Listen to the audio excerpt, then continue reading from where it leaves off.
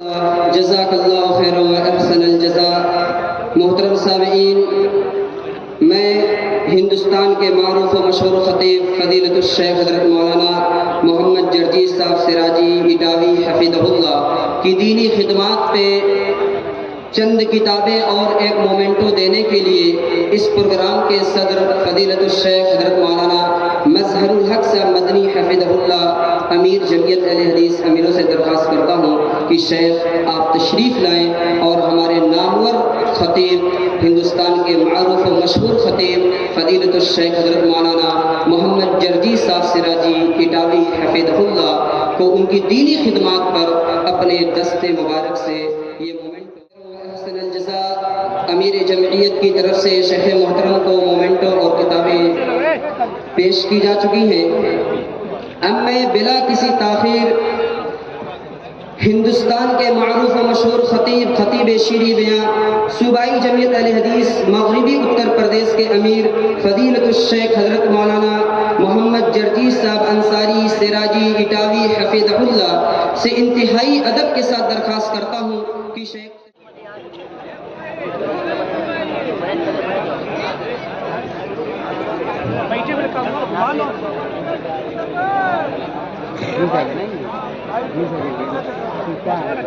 السلام علیکم ورحمۃ اللہ وبرکاتہ۔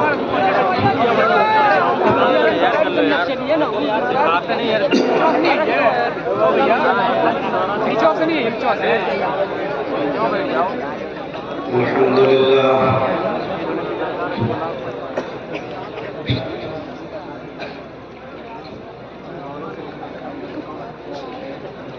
الحمد لله نحمده ونستعينه ونستغفره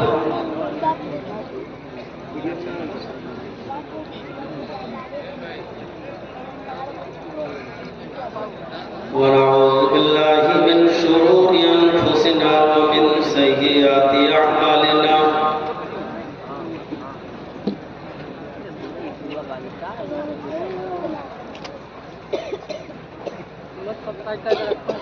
من يهده الله فلا مضل له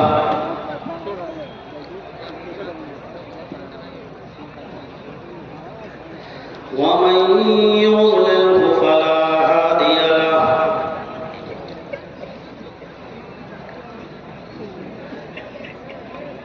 وأشهد أن لا إله إلا الله وحده لا شريك له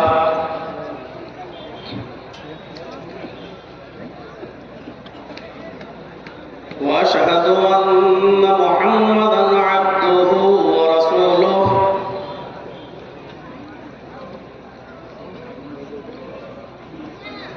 أما بعد فإن خير الحديث كتاب الله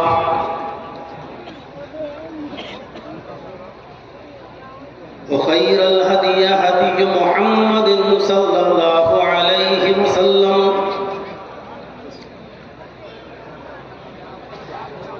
وشر الأمور محدثاتها وكل محدثة بدعة وكل بدعة ضلالة وكل ضلالة في النار۔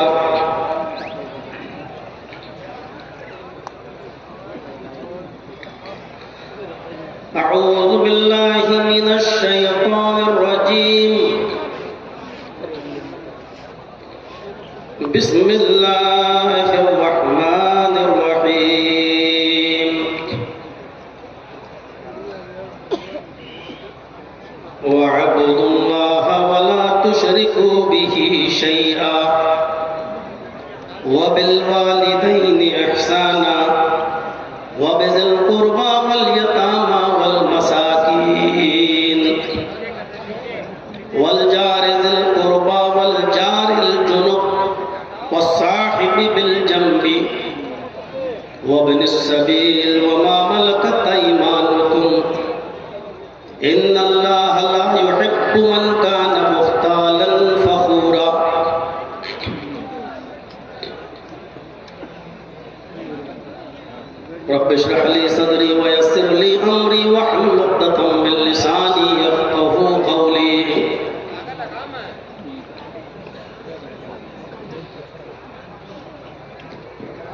اس عظیم الشان اجلاس کے نہایت ہی باوقار اور معطر صدر فضیلت الشیخ جناب مظہر الحق المدنی حفظہ اللہ، ناظم اجلاس فضیلت الشیخ جناب فاروق عبداللہ، ناظم ضلع جمعیت اہل حدیث اعظم گڑھ،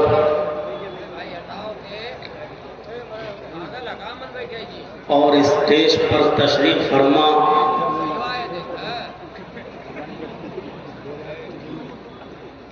بڑے باوقار اور معطر علماء کرام،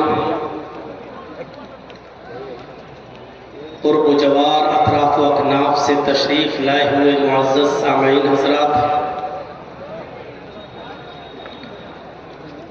پردہ نشین اسلامی خواتین، پیاری ماں و بہنوں، قوم و ملت کے لائق ور نوجوانوں، مستقبل کے ہونہار عزیز بچوں، مجھے صحیح سے اس بات کا علم نہیں ہے کہ امیلوں میں اس سے پہلے میں کب آیا تھا۔ فاروق عبداللہ صاحب نے مجھے بتایا کہ 2018 میں آپ کی یہاں آمد ہوئی تھی، تقریباً 6 سال کے عرصے کے بعد آپ کے روبرو اب پیش ہونے کا موقع مجھے ملا ہے۔ کچھ دنوں کے لیے میں ممبئی میں تھا، 17 سے لے کر 22 تک اندھیری اور سوناپور بھانٹو وغیرہ میں میرے پروگرام لگے ہوئے تھے۔ 22 ہی کو گھر پہنچا اور آج 25 تاریخ کو آپ کے روبرو ہوں۔ پروگرام کے اختتام کے بعد فوراً مجھے رخصت ہونا ہے، لکھنؤ پہنچنا ہے، تھوڑی دیر رہنا ہے اور پھر وہاں سے قصبہ جرول ضلع بہرائچ کے لیے نکلنا ہے۔ کل وہاں پروگرام ہے اور پرسوں کا پروگرام میرا بریلی میں تھا، لیکن آج ہی پتہ چلا کہ وہاں کچھ درگاہ کے لوگوں نے مل کر پولیس پرشاسن میں شکایتیں کر کے اس جلسے کو انہوں نے کینسل کروا دیا ہے۔ آج کے اس موجودہ دور میں جہاں ہماری ہر طریقے سے انسلٹ کی جا رہی ہو اور چپے چپے پر مسلمانوں کو رسوا اور ذلیل کیا جا رہا ہو، آج کے اس دور میں ضرورت اس بات کی تھی کہ ہم سب ایک پلیٹ فارم پر آئیں اور مل کر تمام باطل فرقہ پرست اور صہیونی اور سلجوقی طاقتوں کا مقابلہ کریں۔ لیکن ابھی بھی دم ٹیڑھی ہی ہے، سیدھی کرنے کی کوشش بہت کی گئی لیکن نتیجہ نہ حاصل ہے۔ اللہ رب العالمین اس قوم کو عقل سلیم عطا فرمائے اور ہم سب کو مل جل کر اور اجتماعیت کے ساتھ رہنے کی توفیق عطا فرمائے۔ میں نے قرآن کریم کی جو آیت آپ کے سامنے تلاوت کی ہے، جتنی دیر میں یہاں رہوں گا کوشش کروں گا کہ آپ کے سامنے اس آیت سے متعلق چند چیزیں آپ کے سامنے رکھ سکوں، اس امید کے ساتھ کہ آپ غور سے سنیں گے اور اس دعا کے ساتھ کہ اللہ تبارک و تعالیٰ کہنے والوں کو بھی اور سننے والوں کو بھی عمل کی پوری توفیق عطا فرمائے۔ میں نے جو آیت کریمہ آپ کے سامنے تلاوت کیا ہے خطبہ مسنونہ کے بعد، وہ حقوق العباد پر مشتمل ہے۔ اسلامی احکام کی دو قسمیں ہیں. ایک کا تعلق حقوق اللہ سے ہے اور ایک کا تعلق حقوق العباد سے ہے. حقوق اللہ کی اپنی ایک حیثیت ہے، حقوق العباد کی اپنی ایک حیثیت ہے. اور پھر ایک بات کو گرہ باندھ لیجئے گا کہ حقوق اللہ میں اگر کچھ کمی ہو جائے، کوئی کوتاہی ہو جائے، کوئی سستی ہو جائے، کوئی غفلت ہو جائے، تو اللہ تبارک و تعالیٰ کو اختیار ہے، چاہے تو اپنے بندے کو اس پر سزا دے یا چاہے تو اپنے بندے کو اس پر معاف کر دے، نظر انداز کر دے. حقوق اللہ کا تعلق اللہ کی ذات سے ہے. اگر اس میں کچھ کمی و بیشی ہوتی ہے تو اللہ کو اختیار ہے، وہ چاہے تو اپنے بندے کو اس پر عذاب دے یا چاہے تو وہ اس کو معاف کر دے. لیکن حقوق العباد کا تعلق بندوں سے ہے اور یہ بڑا عجیب معاملہ ہے. خود نبی اکرم صلی اللہ علیہ وسلم نے اس کی وضاحت فرما دی ہے کہ اگر آپ کا حقوق العباد میں کچھ لغزش ہوتی ہے، کمی ہوتی ہے، آپ کی کوتاہی ہوتی ہے، آپ سے کمی ہوتی ہے آپ سے، تو اللہ تبارک و تعالیٰ بھی اس وقت تک آپ کو معاف نہیں کرے گا جب تک کہ جس کے تعلق سے آپ نے کمی کی ہے، کوتاہی کی ہے، جب تک وہ بندہ آپ کو معاف نہ کر دے اللہ تبارک و تعالیٰ بھی معاف نہیں کرے گا. آج میں حقوق العباد کے تعلق سے کچھ باتیں آپ کے سامنے رکھنا چاہتا ہوں. چاہے کتنے بڑے تہجد گزار بنے رہیے، فجر کی نماز آپ کی جماعت کے ساتھ بھلے ہی نہ چھوٹتی ہو، تکبیر تحریمہ ہی آپ کی کیوں نہ آپ کو برابر ملتی ہو اور اس میں پہلی صف میں آپ شامل رہتے ہو، کبھی فوت نہ ہوتی ہو، لیکن یاد رکھیے گا اگر حقوق العباد میں ہماری کمی ہو رہی ہے اور ہم حقوق العباد کے معاملے میں سست ہیں تو ہماری عبادتوں کا کوئی فائدہ نہیں ہے. ابھی واقعات اور دلائل آپ کے سامنے بعد میں آئیں گے.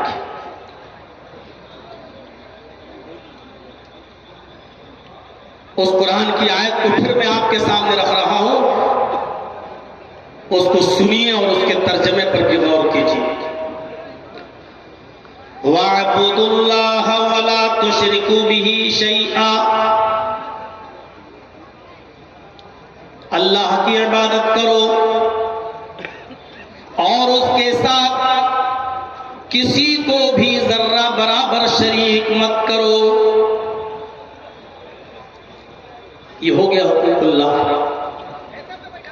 عبادت کا حق صرف اللہ کے لیے ہے. بندہ اللہ کے علاوہ کسی کی عبادت کر ہی نہیں سکتا، نہ اس کے لیے جائز ہے اور نہ ہی اس کے لیے اس بات کی اجازت ہے کہ وہ اللہ کے سامنے کسی غیر کے سامنے اپنا ماتھا ٹیکے اور کسی غیر سے فریاد کرے.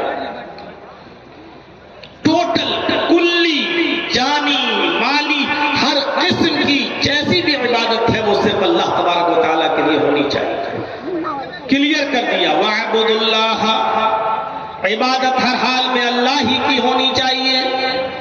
وَلَا تُشْرِكُوا بِهِ شَيْئًا، اور اس کے ساتھ کسی کو ذرہ برابر بھی شَيْئًا کچھ بھی شریک نہیں کرنا ہے. اس کی بات آئی وَبِالْوَالِدَيْنِ إِحْسَانًا، والدین کے ساتھ احسان کرو، حسن سلوک.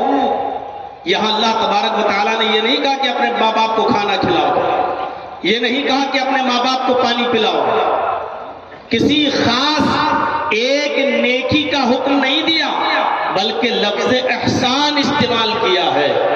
وَبِالْوَالِدَيْنِ احسانا، اپنے والدین کے ساتھ احسان کرو، اور احسان ہر نیکی کو شامل ہے۔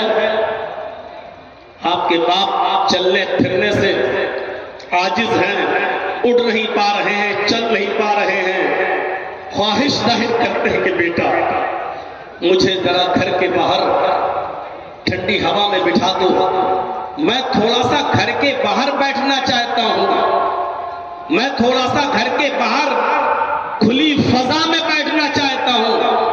اب بیٹے کی ذمہ داری یہ ہوتی ہے کہ وہ اپنے باپ کو اٹھائے، اس کو گود لے، اپنی پیٹھ پر لا دے، اور ان کی خواہش کو پورا کر کے باہر کرسی لگا کر ان کو بٹھا دے۔ باپ بیمار ہے، اچھا سے اچھا، بہتر سے بہتر ان کا علاج کرائے، بھوکے ہیں تو ان کو کھانا کھلائے۔ غرض یہ کہ نیکیوں کی جتنی بھی کیٹاگریز، کوالٹیز ہو سکتی ہیں، اور نیکیوں میں جو جو چیزیں شامل ہیں وہ ساری کی ساری احسان کے اندر شامل ہیں۔ وَبِالْوَالِدَيْنِ احسانا، اور اپنے والدین کے ساتھ احسان کرو۔ اور یہی احسان کے بعد واو عاطفہ کے ذریعے اور بھی چیزیں پیش کی جا رہی ہیں۔ وَبِذِي الْقُرْبَى وَالْيَتَامَى وَالْمَسَاكِينِ وَالْجَارِ ذِي الْقُرْبَى وَالْجَارِ الْجُنُبِ وَالصَّاحِبِ بِالْجَنبِ وَابْنِ السَّبِيلِ وَمَا مَلَكَتْ أَيْمَانُكُمْ، اپنے قرابت داروں کے ساتھ احسان کرو۔ وَبِذِي الْقُرْبَى، اپنے قرابت داروں کے ساتھ احسان کرو۔ وَالْيَتَامَى، یتیموں کے ساتھ احسان کرو۔ وَالْمَسَاكِينَ، اور مسکینوں کے ساتھ بھی احسان کرو۔ وَالْجَارِ ذِي الْقُرْبَى، اور اپنے قرابت دار ہمسایہ کے ساتھ بھی احسان کرو۔ وَالْجَارِ الْجُنُبِ، اجنبی ہمسایہ کے ساتھ بھی احسان کرو۔ وَالصَّاحِبِ بِالْجَنبِ، اپنی پہلو کے ساتھی کے ساتھ بھی احسان کرو۔ وَابْنِ السَّبِيلِ، مسافر کے ساتھ بھی اچھا سلوک کرو، حسن سلوک اس کے ساتھ بھی ہونا چاہیے۔ وَمَا مَلَكَتْ أَيْمَانُكُمْ، اور جن کے تم مالک ہو، یعنی اپنے غلاموں اور ماتحتوں کے ساتھ بھی تم احسان کرو۔ وَالْجَارِ ذِي الْقُرْبَى، ہمسایہ قرابت دار۔ وَالْجَارِ الْجُنُبِ، اجنبی ہمسایہ۔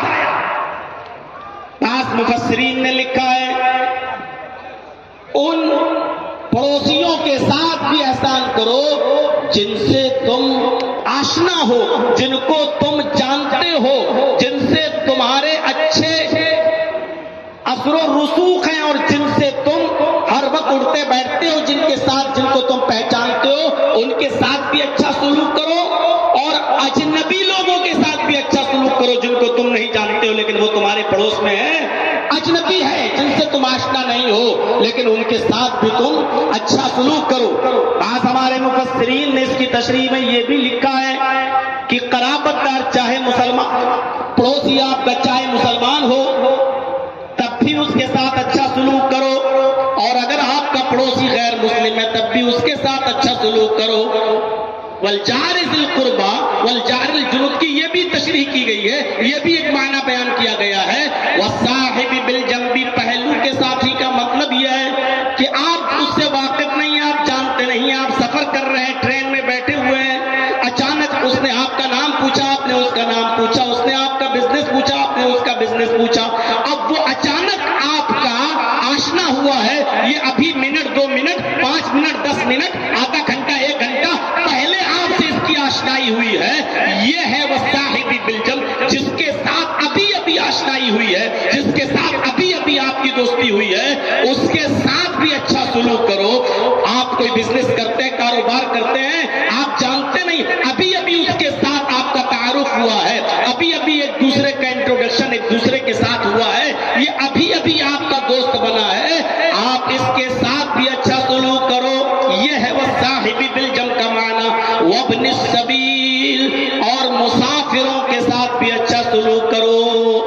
وَمَا مَلَكَتْ أَيْمَانُكُمْ، اور اپنے ماتحتوں کا، اپنے غلاموں کے ساتھ بھی اچھا سلوک کرو۔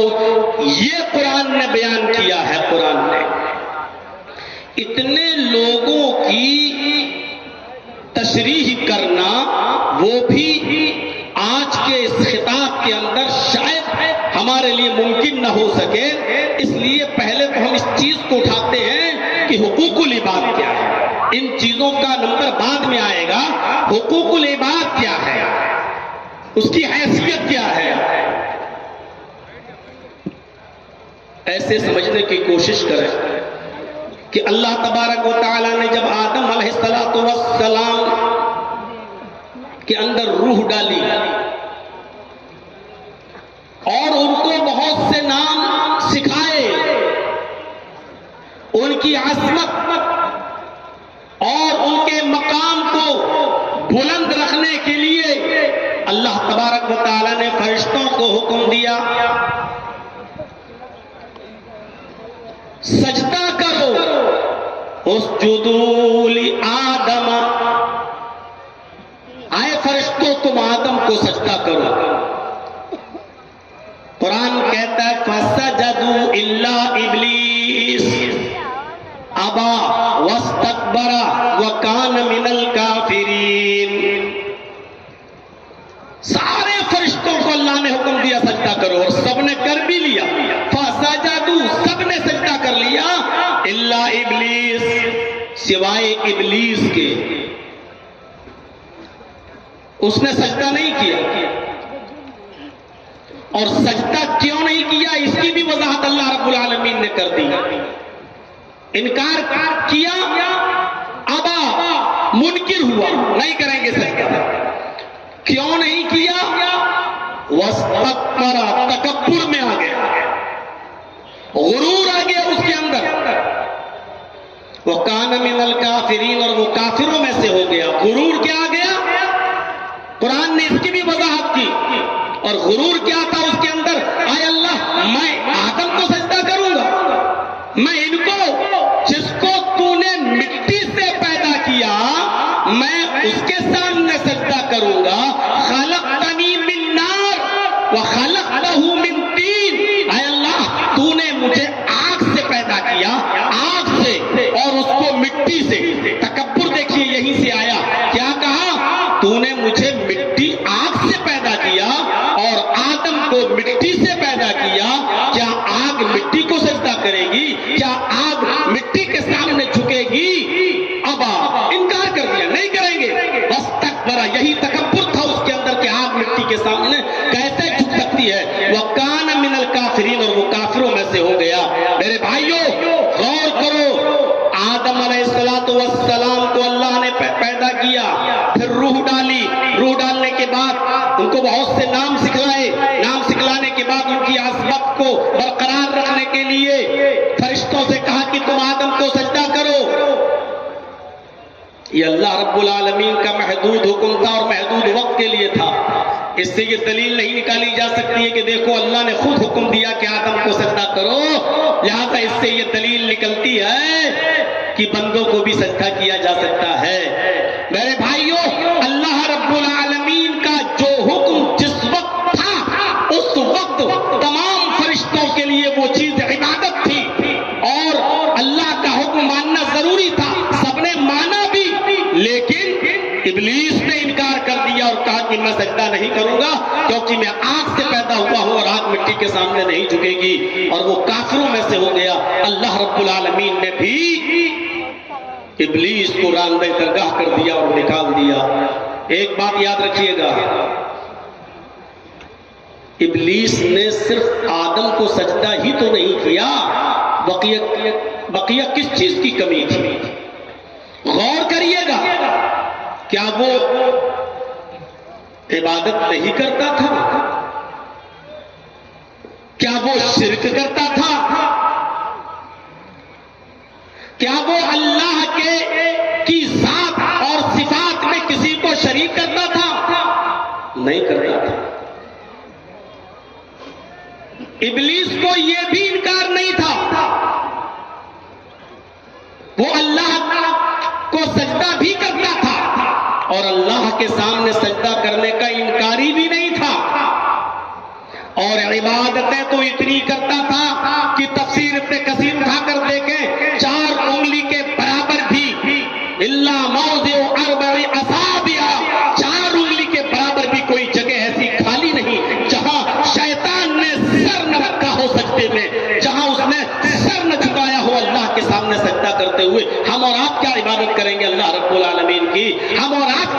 کریں گے اللہ رب العالمین کے سامنے. اتنے سجدے تھے ابلیس کے، اتنا وہ سجدہ کرتا تھا کہ ما فیہا موضع اربع اصابع، کوئی 4 انگلی کے برابر بھی کوئی جگہ ایسی خالی نہیں کہ جہاں اس نے سر نہ جھکایا ہو، سجدہ نہ کیا ہو عبادت، لیکن اس کے باوجود اس کو نکال دیا اللہ نے کہ اب تیری ضرورت نہیں، رامدہ درگاہ کر دیا. اے بڑے بڑے حاجیوں، نمازیوں، ساہوکاروں، چودھریوں، تہجد گزاروں، بڑی بڑی لمبی داڑیاں رکھ کر فجر کی نماز جماعت کے ساتھ پڑھنے والوں، لیکن اپنے بھائیوں کا حق مار کے کھا جانے والوں، ان پر ظلم کرنے والوں، شادیوں میں اپنی بیٹی کو 8-10 لاکھ کا جہیز دے کر، فارچونر 4 ویلر دے کر پوری وراثت سے اپنی بیٹی اور اپنی بہن کا حق مار کر کھا جانے والوں، غور کرو عبادت میں شیطان بھی پیچھے نہیں تھا.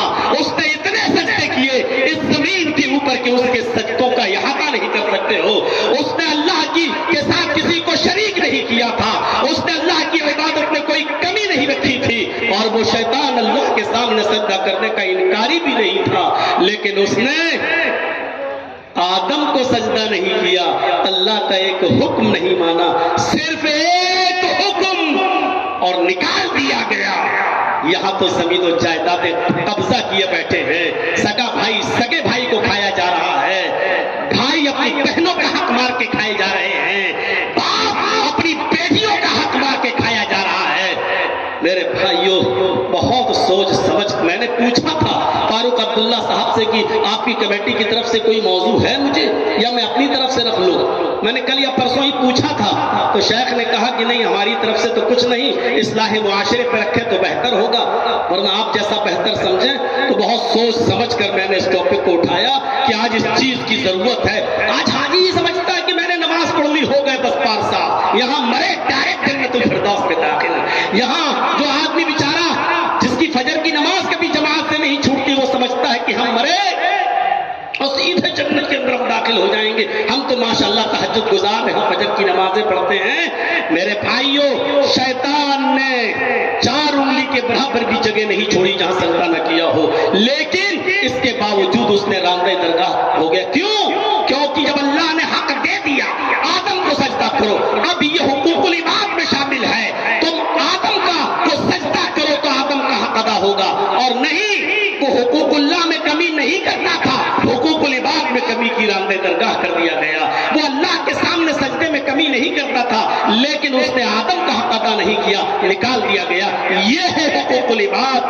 نماز پڑھنے والوں سوچو، بے نمازیوں سے تو آج ہمارا کوئی خطاب ہی نہیں ہے، ان سے تو ہمیں کوئی مطلب ہی نہیں ہے. یہاں تو ہم تہجد گزاروں کو مخاطب کر رہے ہیں، یہاں تو ہم ان نمازیوں اور فجر کے میں جماعت نماز پڑھنے والوں سے میں کہہ رہا ہوں ذرا نماز پڑھنے جا رہے ہو ذرا سوچو کہ ہم کسی کا حق تو نہیں مار رہے ہیں. سوچئے گا، جائیے گا اور ٹھنڈے دل سے سوچئے گا سوتے وقت. نماز بھی پڑھتے ہیں تو مونچھوں پہ ہاتھ پھیرتے ہوئے داڑھی سہلاتے ہوئے ایسے لگتا ہے جیسے اللہ پر بہت بڑا احسان کرتے ہوئے آ رہے ہیں. میرے بھائیوں وَاعْبُدُوا اللَّهَ وَلَا تُشْرِكُوا بِهِ شَيْئًا، اللہ عبادت اللہ ہی کی، اس کے ساتھ کسی کو شریک نہیں. اور اس کے بعد حقوق العباد کا تذکرہ، حقوق العباد میں جو رشتے آئے ہیں وہ بعد میں اس کا تذکرہ. پہلے یہ بتا دوں کہ بندہ دیکھیے حضرت آدم کو سجدہ نہیں کیا، راندہ درگاہ کیا. آپ کو یاد ہوگا بخاری شریف پڑھیے، کتاب و بدل وحی اٹھائیے، پہلا ہی وہ حدیث انما الاعمال بالنیات کے بعد آپ جب کتاب و بدل وحی پڑھیں گے تو پہلی حدیث میں آپ لمبی حدیثیں آپ کو ملے گی.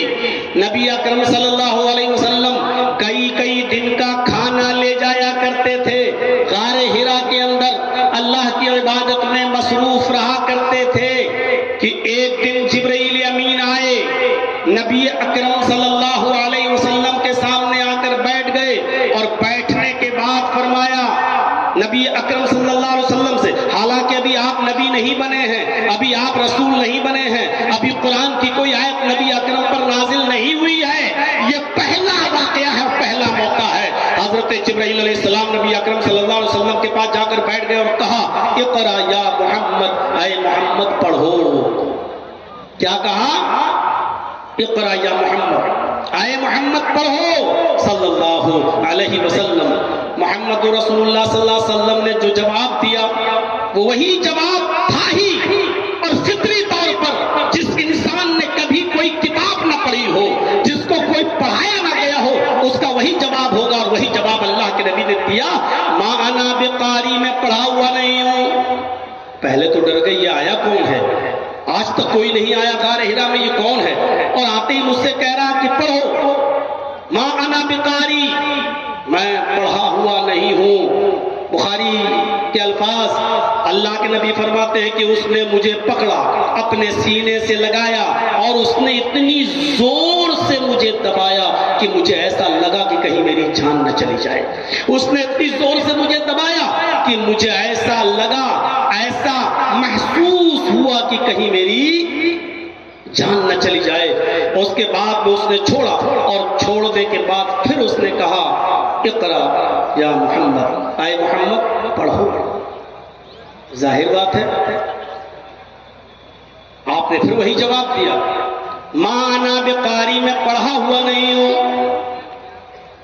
جبرائیل امین نے پھر پکڑا، پکڑنے کے بعد اپنے سینے سے دبایا، اور اتنی زور سے دبایا کہ اللہ کے نبی صلی اللہ علیہ وسلم فرماتے ہیں کہ پھر مجھے ایسا لگا کہ کہیں میری جان نہ چلی جائے. اس کے بعد میں چھوڑنے کے بعد پھر کہا اقرا یا محمد، اے محمد پڑھو. بار بار تم مجھ سے پڑھنے کے لیے کہہ رہے ہو، میں نے تم کو جواب دیا کہ ما انا بقاری، میں پڑھا ہوا نہیں ہوں. بعض دوسری روایتوں میں یہاں تک آتا ہے کہ اللہ کے نبی نے تیسری بار اس سے کہا ماذا کرو. مجھ سے بار بار کہنے والے پڑھو پڑھو پڑھو، تم ہی بتاؤ کہ میں کیا پڑھوں، جبکہ میرا جواب یہ کہ ما انا بقاری، میں پڑھا ہوا نہیں ہوں. تو اب آپ ہی بتاؤ کہ میں کیا پڑھوں. بار بار کہہ رہے ہو پڑھو، تو تم ہی بتاؤ میں کیا پڑھوں. پکڑا، پھر دبایا، اور اتنی زور سے دبایا کہ اللہ کے نبی صلی اللہ علیہ وسلم فرماتے کہ مجھے پھر محسوس ہوا کہ کہیں میری جان نہ چلی جائے. اور اس کے بعد میں چھوڑا، اور چھوڑنے کے بعد کہا اقرا بسم ربک الذی خلق، خلق الانسان من علق، اقرا وربک الاکرم الذی علم بالقلم، علم الانسان ما لم يعلم. یہ 5 آیتیں نازل ہوئیں نبی اکرم جناب محمد رسول اللہ صلی اللہ علیہ وسلم کے اوپر. اقرا بسم ربک الذی خلق، خلق الانسان من علق، اقرا وربک الاکرم الذی علم بالقلم، علم الانسان ما لم يعلم. جبرائیل یہ پڑھنے کے لیے جب کہا کہ یہ پڑھو، پڑھایا، اور اس کے بعد میں چلے گئے. لیکن نبی اکرم صلی اللہ علیہ وسلم ڈر گئے. ابھی آپ کو پتہ نہیں ہے، ابھی یہ بھی نہیں معلوم کہ میں اللہ کا رسول بنا دیا گیا ہوں، ابھی یہ بھی نہیں معلوم کہ یہ تھا کون. لیکن اس حادثے سے آپ ڈر گئے، اور اتنا ڈر گئے کہ آپ نے رات ہی میں وہ غار ہرا چھوڑ دی، اور وہاں سے دوڑے اپنے گھر کی طرف گئے. اور جیسے ہی اپنے گھر میں انٹری لیتے ہیں، بخاری کتاب بدل وحی کے الفاظ ہیں، اپنے گھر میں گھستے ہیں، حضرت خدیجہ سے کہتے خدیجہ زملونی زملونی یا خدیجہ، زملونی یا خدیجہ، اے خدیجہ مجھے چادر اڑاؤ، اے خدیجہ مجھے کمبل اڑاؤ، اے خدیجہ مجھے چادر اڑاؤ، مجھے ڈر لگ رہا ہے. حضرت خدیجہ رضی اللہ تعالیٰ عنہا نے نبی اکرم صلی اللہ علیہ وسلم کے اوپر کمبل ڈال دیا، کوئی چادر ڈال دی، اڑا دیا آپ کو، حتی ذہب عنہ الرعب. جو خوف، جو دہشت نبی اکرم صلی اللہ علیہ وسلم کے دل میں لگی ہوئی تھی کہ وہ کون تھا، کیا تھا، کوئی جنات کا سایہ تو نہیں تھا، کوئی شیطان کا اثر تو نہیں تھا، کیا تھا وہ، کون تھا، کتنی طاقت تھی اس کے اندر. اس نے دبایا، مجھے لگا جیسے کہیں میری جان نہ چلی جائے. وہ آپ سوچتے رہے، اور اس وقت تک لیتے رہے جب تک کہ یہ خوف، یہ دہشت نبی اکرم کے دل سے جب تک دور نہیں ہو گئی. پھر حضرت خدیجہ رضی اللہ تعالیٰ عنہ کو پورا واقعہ بیان کیا. اے خدیجہ آج میرے ساتھ ایسا ہوا، اے خدیجہ آج میرے ساتھ یہ ہوا. آج کوئی آیا، اس نے مجھ سے کہا اقرا یا محمد، اے محمد پڑھو. میں نے کہا مانا بکاری، پورا واقعہ بیان کر دیا کہ ایسا ایسا ہوا. خدیجہ اس نے اتنی تیز دبایا کہ مجھے لگا کہ کہیں میری جان نہ چلی جائے. لقد خشیت علی نفسی، خدیجہ مجھے اپنی جان کے جانے کا ڈر ہے. مجھے ڈر لگ رہا ہے یہ کوئی شیطان تو نہیں، کوئی جنات کا سایہ تو نہیں، کیا ہے؟ مجھے اپنی جان کا خطرہ ہے، مجھے اپنی جان کے جانے کا خدشہ لگ رہا ہے. میرے بھائیوں، حضرت خدیجہ کو جب یہ پورا واقعہ بیان کیا تو حضرت خدیجہ رضی اللہ تعالیٰ عنہا نے نبی اکرم کے جو اوصاف بیان کیے، آپ کے بارے میں جو کچھ بتایا، جو کچھ بیان کیا، اس کو سنیے. فرمایا کلا واللہ لا یخزیک اللہ ابدا انک لتصل الرحم وتحمل الکلا وتکسب المعدوم وتقری الضیف وتعین علی نوائب الحق. میرے بھائیوں، یہ اوصاف حمیدہ بیان کی حضرت خدیجہ رضی اللہ تعالیٰ عنہا نے نبی اکرم کے. یہ وصف، یہ وشیشتائیں، یہ اوصاف محمد رسول اللہ کے اندر اس وقت بھی تھے جب آپ نبی نہیں بنے تھے. میرے بھائیوں، پھر نبی بن جانے کے بعد، رسول بن جانے کے بعد آپ نے ان رشتہ داریوں اور ان حقوق کو کتنا ادا کیا ہوگا. جب رسالت سے پہلے، نبوت سے پہلے جب نبی اکرم کا یہ حال تھا، غور کرو، حضرت خدیجہ نے کہا نہیں، ایسا کیسے ہو سکتا ہے؟ آپ کو اپنی جان کا خطرہ کیوں ہے؟ آپ کیوں ڈر رہے ہیں؟ آپ کے اوپر کوئی جنات، کوئی شیطان کیسے حملہ کر سکتا ہے؟ نہیں، لا یخزیک اللہ ابدا، اللہ آپ کو کبھی رسوا نہیں کرے گا، اللہ آپ کو کبھی ضائع نہیں کرے گا. کیوں نہیں کرے گا؟ اس کا ریزن بتایا ہے، اس کی وجہ بتائی ہے. انک لتصل الرحم، آپ تو رشتہ داریوں کو جوڑتے ہیں، آپ تو قرابت داروں کا خیال رکھتے ہیں، آپ تو رشتہ داریوں کو ملاتے ہیں. رشتہ داریوں کو کاٹنے والوں سنو، یہ پہلا وصف حضرت خدیجہ نے بیان کیا، اور یہ نبی اکرم کے اندر پہلا وصف اس وقت بھی موجود تھا جب آپ نبی نہیں بنے تھے، جب آپ رسول نہیں ہوئے تھے. غور کیجئے، جس نبی کی تعلیم، جس نبی کا معمول یہ رہا ہو، عادت نبی بننے سے پہلے رشتہ داریوں کو جوڑنے کی رہی ہو، نبی بننے کے بعد اس نے رشتہ داریوں کے مقام و مرتبے کو کتنا بلند کیا ہوگا اور کتنا اونچا کیا ہوگا. انک لتصل الرحم، آپ تو رشتہ داریوں کو جوڑتے ہیں. وتحمل الکلا، آپ تو بے کسوں کا بوجھ اٹھاتے ہیں. جو بوجھ سے دبا جا رہا ہے، آپ اس کا بوجھ اپنے سر پر لاد لیتے ہیں اور اس کو اس کے گھر تک پہنچا دیتے ہیں. آج کے زمانے میں کوئی کر کے دیکھ لے، انسلٹ ہو جائے گی، اس کی عزت کا جنازہ نکل جائے گا. چیئرمین ہے صاحب علاقے کا، میں اس کا آدھا بوجھ اپنے سر پہ لاد کے اس کے گھر تک پہنچاؤں گا، عزت کا جنازہ نکل جائے گا. ارے ایسا کیسے ہو سکتا ہے کہ میں اس کا بوجھ اپنے سر پہ لادوں؟ تحمل الکلا، تو بے کسوں کا بوجھ اٹھاتے ہیں. وتکسب المعدوم، آپ تو محتاجوں کو کما کر کھلاتے ہیں، آپ ان کے کام آتے ہیں. جو کمائی آپ نے کمائی ہے، بکریاں چرا چرا کر، جنگلوں میں جا جا کر، کپڑا بیچ بیچ کر، آپ نے بزنس کر کے، پھیری کر کے، تجارت کر کے جو آپ کماتے ہیں، آپ محتاجوں پر وہ خرچ کر دیتے ہیں. آپ تو محتاجوں کو کھانا کھلاتے ہیں، آپ تو ان کو کما کر دیتے ہیں. وتقری الضیف، آپ کے اندر چوتھی خوبی ہے کہ آپ کے گھر سے کوئی مہمان بھوکا نہیں جاتا ہے، آپ تو مہمان نوازی کرتے ہیں. آپ خود بھوکے رہ جاتے ہیں لیکن مہمان کی مہمان نوازی میں کمی نہیں آنے دیتے. وتعین علی نوائب الحق، مشکل حالات میں بھی آپ امر حق کا ساتھ دیتے ہیں، سچی بات کا ساتھ دیتے ہیں. راہ گلگشتہ کو آپ راستہ دکھاتے ہیں، اس کو اس کی منزل تک پہنچاتے ہیں. میرے پیارے ساتھیوں، غور کرو، حضرت خدیجہ نے یہ نہیں کہا کہ آپ تو اللہ کی بہت عبادت کرتے ہیں، کئی دن کا کھانا لے جاتے ہیں اور آپ تو اللہ کی عبادت میں لگے رہتے ہیں، آپ تو صرف اسی کے سامنے سجدہ کرتے ہیں. یہ خوبی بیان نہیں کی. حضرت خدیجہ نے کہا آپ کو اللہ ضائع کر ہی نہیں سکتا، آپ کو اللہ رسوا کر ہی نہیں سکتا، آپ کو اللہ برباد کر ہی نہیں سکتا. اور اس کی وجہ یہ ہے کہ آپ اللہ کے بندوں کے ساتھ آپ حقوق العباد کا لحاظ رکھتے ہیں، خیال کرتے ہیں، آپ اللہ کے بندوں کے ساتھ اچھا سلوک رکھتے ہیں، رشتہ داری کو جوڑتے ہیں.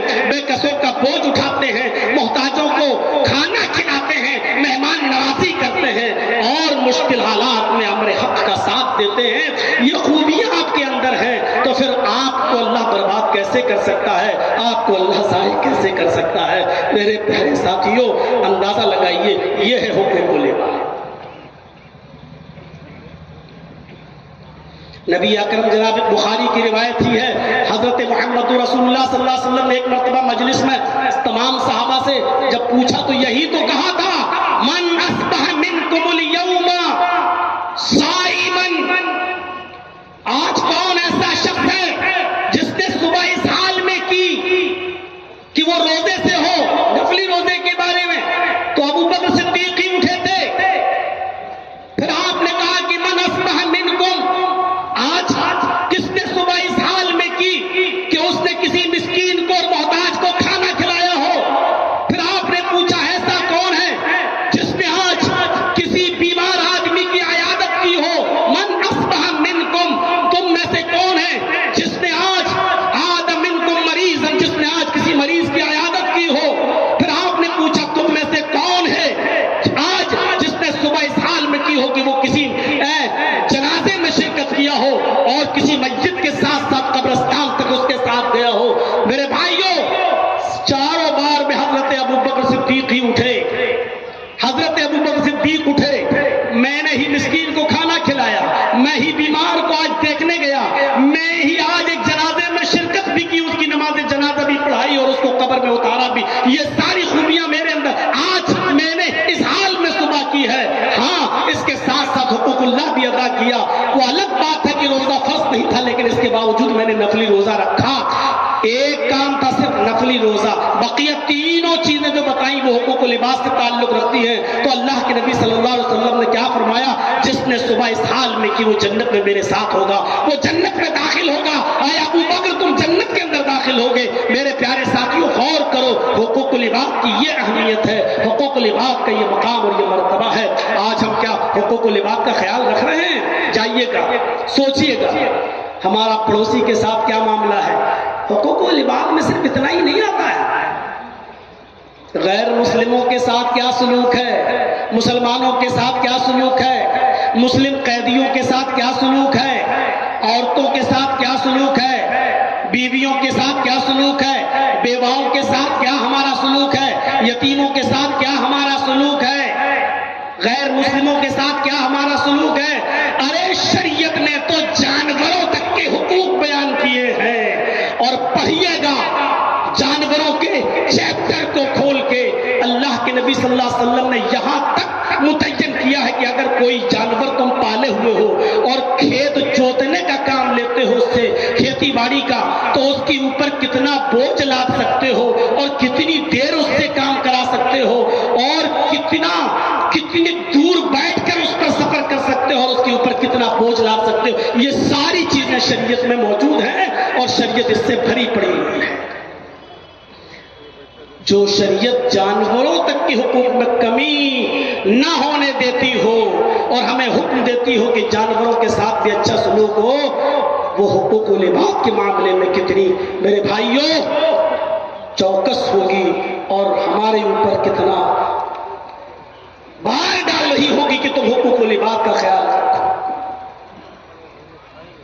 وہ حدیث تو آپ نے سنی ہوگی، حدیث قدسی ہے مسلم شریف کی، 20 مرتبہ آپ نے اپنے علاقے کے علماء سے سنا ہوگا، 20 مرتبہ آپ نے اپنے علاقے کے علماء سے سنا ہوگا۔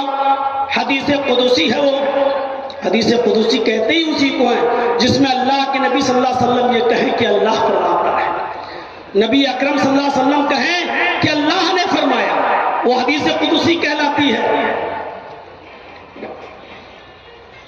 قیامت کے دن اللہ رب العالمین ایک شخص کو بلائے گا،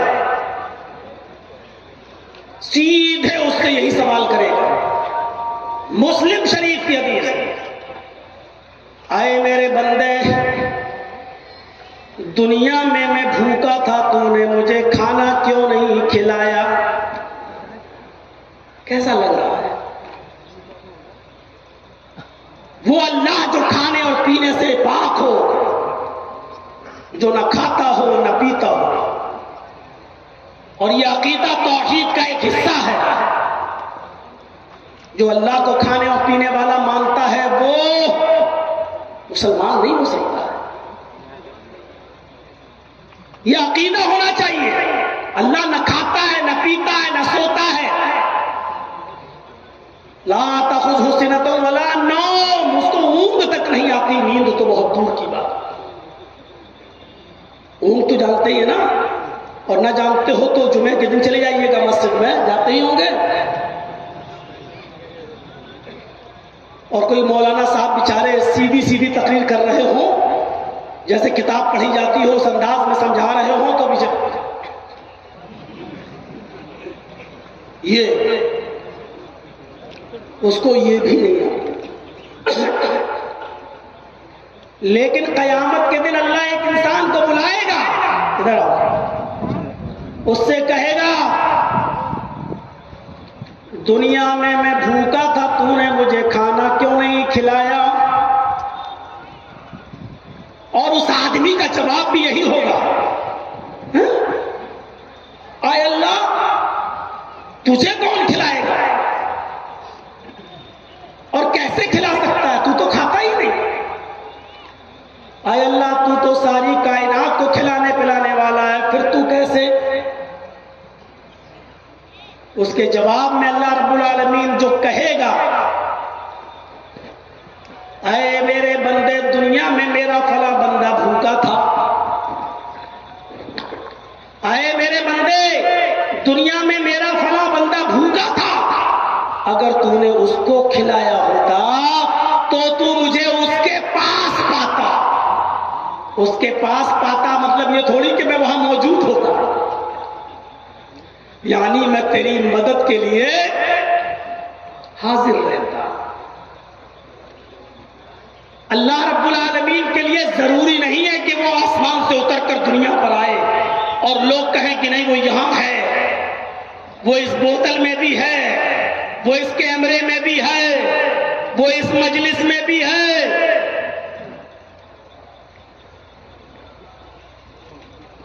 اللہ آسمان پر ہے، ثم استوى علی العرش، وہ عرش پر ہے. ہاں اس کا علم ہر جگہ ہے، وہ اپنے علم کے اعتبار سے ہر جگہ. میرے بندے اگر تو نے اس کو کھلایا ہوتا تو تو مجھے اس کے پاس پاتا ہے، نہیں میں تیری مدد کرتا. جب تو اس کا نہیں ہوا تو میں تیرا نہیں، کیوں تیری مدد کروں؟ کتنی بڑی حقوق العباد کی طرف اشارہ کر رہی ہے یہ حدیث. ایک بھوکے کو کھانا کھلانا ہی نہیں، دوسروں کو ابھارنا بھی. ارے محتاجوں کو، مسکینوں کو کھانا کھلاؤ، یہ شریعت کا ایک حصہ ہے.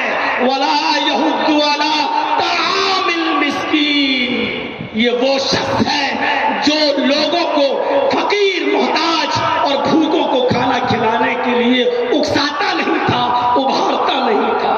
قرآن پڑھیے، قال وَلَا يَحُضُّ عَلَىٰ طَعَامِ الْمِسْكِينِ، یہ وہ شخص ہے جو محتاج کو، مسکینوں کو کھانا کھلاتا نہیں تھا. یہ نہیں، دوسروں کو کھلانے کے لیے ابھارتا نہیں تھا، اکساتا نہیں تھا. کھلانا بھی ہے اور دوسروں کو ابھارنا بھی ہے. بھائی بھوکوں کو کھانا کھلاؤ، محتاجوں کو کھانا کھلاؤ. میرے بھائیوں، اگر کوئی کام کوئی غیر مسلم کر رہا ہے تو صدق دل سے اس کا اعتراف کرنا چاہیے. سکھوں کے گرودوارے میں چلے جاؤ، ہر سنڈے کو کتنا بڑا وہ بیچارے، کتنا بڑا وہ لگاتے ہیں، بھوج کا انتظام کرتے ہیں، کھانے پینے کا انتظام کرتے ہیں، لنگر لگاتے ہیں. کوئی بھی آ جائے ان کے دسترخوان پر بیٹھ کر وہ ہر سنڈے کو کھانا بھی کھلاتے ہیں. چلے جائیے چاندنی چوک پر اور چلے جائیے آپ میرے بھائیوں ناندیڑ، جس کا پورا نام ہے حضور صاحب کا ناندیڑ، آپ وہاں چلے جائیے جہاں لائن لگی رہتی ہے رکشے والوں کی اور لائن لگی رہتی ہے غریبوں کی، اور وہاں تو بڑے بڑے امیر بھی چلے جاتے ہیں اور کھا کے آتے ہیں. اگر کھانا غریب اور مسکینوں کے لیے کوئی کھلا رہا ہے، لنگر کا انتظام کر رہا ہے، اگر کسی کے اندر یہ اچھی صفت ہے تو کھل کر اس کا اعتراف بھی کرنا چاہیے. جو کام مسلمانوں کے لیے تھے کہ وہ مسکینوں کو کھانا کھلائیں، محتاجوں کو کھانا کھلائیں، فقیروں کو کھانا کھلائیں، آج یہ صفت ان کے اندر سے نکل گئی. ایک موقع پر کھانا، بس شادی ہوگی تو ڈٹ کر کھانا. ہاتھیوں کو بھی کھلائیں گے. ارے ناک کٹ جائے گی، ان کو پہلے کھلاؤ، نہیں تو زندگی بھر میری بیٹی کو تانے سننا پڑیں گے، یا پھر ولیمے کے موقع پر. لیکن مسکینوں کو اور فقیروں کو نہیں. اللہ ایک دوسرے شخص کو بلائے گا اور اس سے بھی کہے گا، اے میرے بندے، دنیا میں پیاسا تھا، تو نے مجھے پانی کیوں نہیں پلایا؟ کیسا لگ رہا ہے؟ اللہ کہے گا کہ میرے بندے میں پیاسا تھا، تو نے مجھے پانی کیوں نہیں پلایا؟ حالانکہ وہ پیتا بھی نہیں ہے. بندہ کہے گا، اے اللہ تجھے کیسے پلا سکتے ہیں، تو ان چیزوں سے پاک ہے. اے اللہ تو ساری کائنات کو پلانے والا تھا، تو خود پیتا نہیں ہے، پھر میں تجھے پانی کیسے پلاؤں؟ اللہ کہے گا، میرے بندے، دنیا میں تیری چوکر پر میرا بندہ گیا تھا، پیاس کی وجہ سے تڑپ رہا تھا، تو نے اس کو پانی پلایا ہوتا، تو مجھے تو اپنے پاس پاتا، یعنی میں تیری مدد کرتا، میں تیرے کام آتا. تو نے میرے بندے کو پانی نہیں پلایا، میں نے بھی تیری مدد نہیں کی، کیا تیری مدد کروں؟ تیسرے حصے پر نظر رکھیے، کوئی چیز چھوڑی ہی نہیں ہے. انسان کو ان چیزوں کی بنیادی طور پر ضرورت ہے، کھانے کی، پینے کی. ہم لوگ بھی بولتے ہیں کپڑا، لتا، مکان. تیسرا سوال تیسرے شخص سے، اے میرے بندے، دنیا میں ننگا تھا، تو نے مجھے کپڑا کیوں نہیں پہنایا؟ جملہ دیکھیے، میرے بندے، دنیا میں ننگا تھا، تو نے مجھے کپڑا کیوں نہیں پہنایا؟ اللہ تو ساری کائنات کو پہناتا ہے، تو ان چیزوں سے پاک و صاف ہے، تجھے کیسے پہنائے کوئی؟ تو سب کو پہنانے والا ہے. تشبیہ ہوتی ہے اور دی جاتی ہے. ایک دوسری حدیث قدسی میں خود اللہ کے رسول نے فرمایا کہ اللہ فرماتا ہے، العز ازاری والکبریاء ردائی فمن نازعنی فی کل واحد منہما فقد عذبتہ عذابا شدیدا. یہ بھی مسلم شریف کی حدیث ہے. یہاں اللہ تعالیٰ نے خود دو کپڑوں کا لفظ استعمال کیا. میرے بندوں، میں بھی دو کپڑے پہنتا ہوں. العز ازاری، عزت میری لنگی ہے، والکبریاء ردائی، تکبر میری چادر ہے. تم جس طرح کپڑے پہنتے ہو میں بھی کپڑے پہنتا ہوں، لیکن تشبیہ کیا دی؟ العز ازاری، عزت میری لنگی ہے.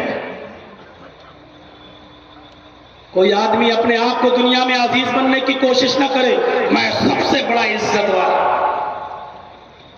کوئی آدمی دنیا میں اپنے آپ کو متکبر نہ بنائے، میں کچھ ہوں،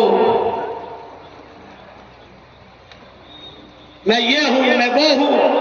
کبھی کبھی فون پہ، تم ابھی معلوم ہے تم کس سے بات کر رہے ہو؟ جانتے ہو میں کون بول رہا ہوں؟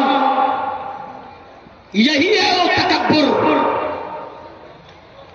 اللہ کہتا ہے یہ دونوں چیزیں میرے لیے ہیں، العز ازاری والکبریاء ردائی، عزت میری لنگی ہے، والکبریاء ردائی، اور تکبر میری چادر. ان دونوں کپڑوں کو میں بھی پہنے ہوئے ہوں. فمن نازعنی فی کل واحد منہما، یہ دونوں چیزیں میرے لیے ہیں.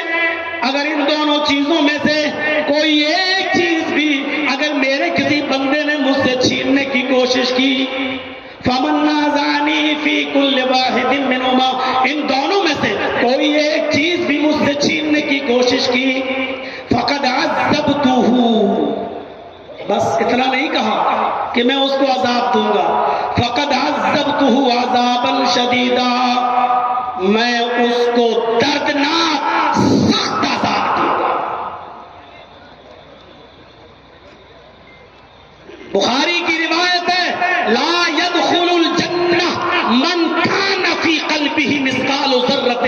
کبر، جس کے دل میں رائی کے دانے کے برابر، سرسوں کے دانے کے برابر بھی تکبر ہوگا، وہ جنت کے اندر داخل نہیں ہوگا۔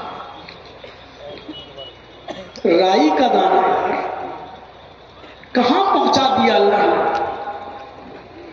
سرسوں کے دانے کے برابر بھی اگر کسی کے دل میں تکبر ہوگا، میں کچھ ہوں، میں کچھ ہوں، لا يدخل الجنہ، وہ جنت میں داخل نہیں ہوگا۔ غور کیجیے آپ، اور حضرت عمر فاروق نے جب کسی غلام کو اپنے تھپڑ مار دیا تھا تو بعد میں اس نے کہا تھا امیر المومنین، تھپڑ مارنے کا برا نہیں مانتا میں، لیکن بس میں جا رہا ہوں، آپ تنہائی میں تھوڑی دیر کے لیے اتنا سوچ لینا، کیا آپ نے مجھے تھپڑ جو مارا ہے وہ جائز مارا ہے یا ناجائز مارا ہے؟ اپنے ملازموں پر ظلم کرنے والوں، اپنے ماتحتوں پر دھوس جمانے والوں، ذرا غور کرو۔ حضرت عمر فاروق نے کہا میں استنجا کر رہا تھا، پیشاب کر رہا تھا، اور تو امیر المومنین چلا رہا تھا۔ جب تجھے معلوم ہے کہ میں استنجا کر رہا تھا تو تجھے چیخنا نہیں چاہیے، چلانا نہیں چاہیے۔ اس نے کہا امیر المومنین، مجھے نہیں معلوم تھا کہ آپ استنجا کر رہے ہیں، بھلا اگر میں دیکھ لوں کہ آپ استنجا کر رہے ہیں، پیشاب کے لیے بیٹھے ہوئے، تو میں کیوں کہوں گا؟ میری نظر آپ کے اوپر نہیں پڑی، اگر پڑ جاتی تو میں کیوں چیختا؟ حضرت عمر نے کہا کیا تم یہ بات حلف باللہ کے ساتھ کہہ سکتے ہو؟ اس نے کہا میں اللہ کی قسم کھا کر کہتا ہوں کہ مجھے نہیں معلوم کہ آپ استنجا کر رہے تھے۔ حضرت عمر نے کہا جب تو نے اللہ کی قسم کھا کر یہ بات کہہ دی تو پھر اب میں نے جو تھپڑ مارا ہے تجھے ناجائز مارا ہے، ادھر آؤ، اب تو بھی بدلہ لے لے، یہ رہا میرا گال، جتنی زور سے میں نے تجھے تھپڑ مارا اتنی زور سے تو بھی مجھے مار لے۔ اس نے کہا امیر المومنین، آپ کو اپنی غلطی کا احساس ہو گیا، میں نے معاف کیا۔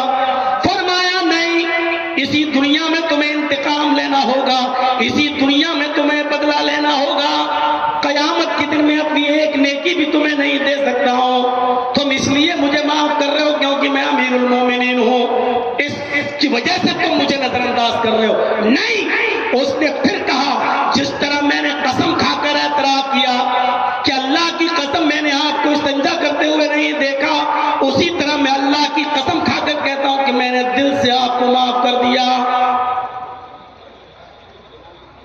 سب کے سامنے عمر فاروق کہہ رہے کہ مجھے بھی تھپڑ مارو۔ آپ سب کے سامنے اپنی ایک ہلکی سی شکایت نہیں سن سکتے ہو، اور حضرت عمر تو سب کے سامنے کہہ رہے مجھے تھپڑ مارو۔ تکبر کا شائبہ تک نہیں۔ بات تھوڑی سی گھوم گئی، ادھر چلی گئی، میں ننگا تھا، تو نے مجھے کپڑا کیوں نہیں پہنایا؟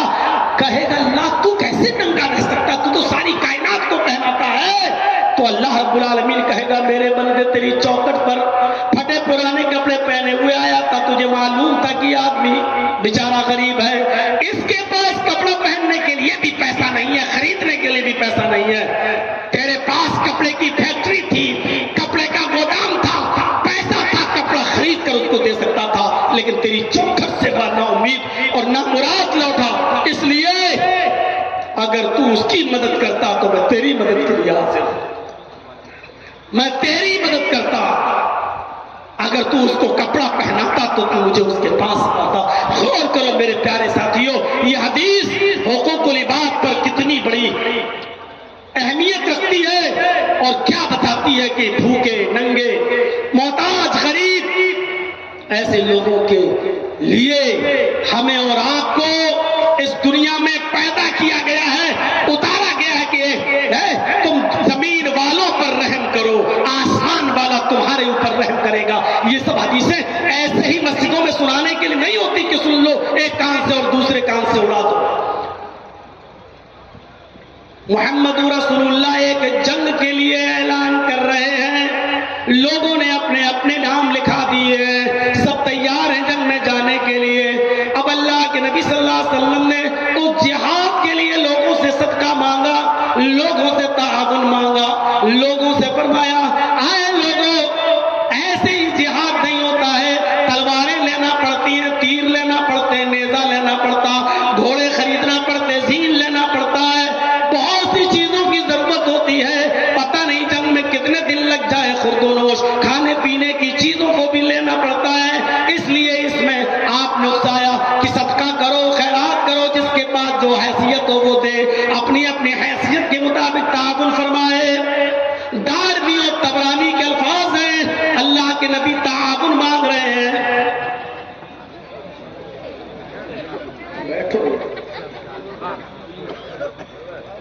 نبی اکرم تعاون مانگ رہے ہیں، اور سنیے جس کے پاس جو کچھ بھی ہے سب دیتے چلے جا رہے ہیں اپنی اپنی حیثیت کے مطابق۔ جو واقعہ سنا رہا ہوں دلچسپ اور زبردست واقعہ ہے، میرے بھائی جو ذرا سنیے گا۔ کسی کے پاس یہ ہے تو اس نے یہ دے دیا، کسی کے پاس وہ ہے تو اس نے وہ دے دیا، کسی کے پاس چند کھجوریں تو اس نے چند کھجوریں ہی لا کر دے دی۔ سنو، آئے شاملوں کے زبردست فیلڈ میں اعظم گڑھ مئو اور اطراف و اکناف سے تشریف لانے والوں، ہزاروں کی تعداد میں یہاں جمع ہو کر بیٹھ کر سننے والوں، غور سے سنو۔ اسی محفل میں ایک صحابی ہیں، انصاری صحابی ہیں، جن کا نام علبہ ابن زید انصاری ہے۔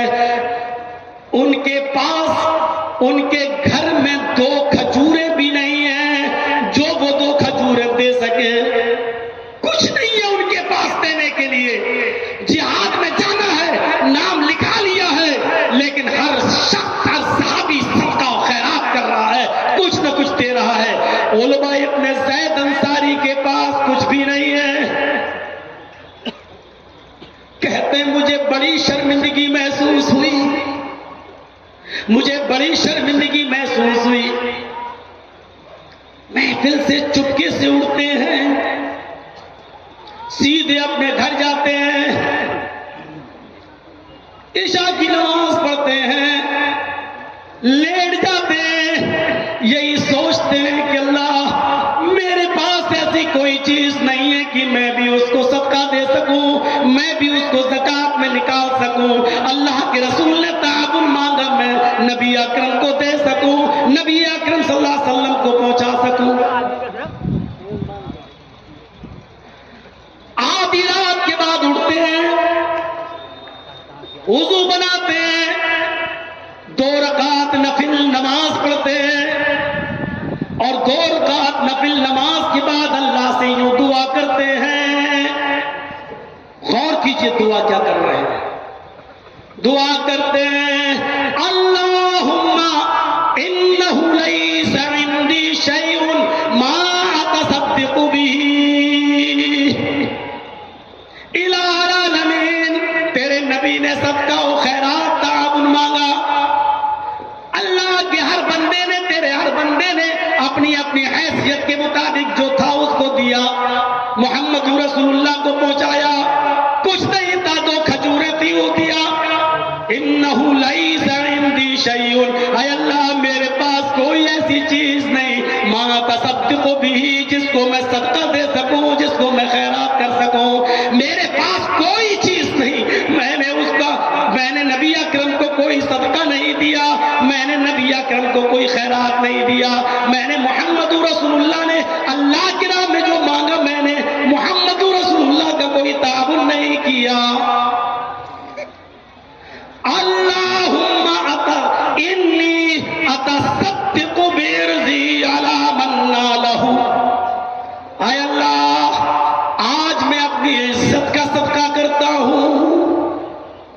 اللہم انی اتصدق بعرضی علی من نالہ، اے اللہ آج میں اپنی عزت کا صدقہ کرتا ہوں۔ اگر تیرے کسی بندے نے میری عزت لی ہو، مجھے گالی دی ہو، میرے اوپر ظلم کیا ہو، میرے اوپر ستم ڈھایا ہو، میرے ساتھ کوئی زیادتی کی ہو، اے اللہ میں تیری خوشنودی اور رضامندی کے لیے میں اس کو معاف کر رہا ہوں۔ اے اللہ یہی چیز میں صدقہ کر رہا ہوں، اے اللہ یہی میں خیرات کر رہا ہوں، اے اللہ میری اسی صدقے کو قبول کر لے۔ اے اللہ جانے انجانے میں اگر کسی نے مجھے گالی دی ہو، اگر کسی نے میرا حق مارا ہو، اگر کسی نے میری عزت کے ساتھ سودے بازی کی ہو، مجھے لعن و ملامت کیا ہو، اے اللہ کسی نے میرے اوپر ظلم کیا ہو اور میں نے اس سے کوئی بدلہ نہ لیا ہو، اے اللہ اللہم انی اتصدق بعرضی، اے اللہ میں اپنی اس عزت کا صدقہ کرتا ہوں، میں اپنی اسی عزت کو صدقہ دے رہا ہوں۔ اے اللہ جس نے بھی میری عزت سے کھلواڑ کیا ہو، میں اس عزت کو صدقہ کر رہا ہوں۔ یہ کہہ کر وہ شخص ہو جاتا ہے اور فجر کی نماز پڑھنے کے لیے مسجد میں جاتا ہے۔ امام کائنات نے جناب فجر پڑھائی اور فجر کی نماز پڑھانے کے بعد آپ نے اعلان کیا آئین المتصدق هذه الليلہ، آج کی رات صدقہ کرنے والا کہاں ہے؟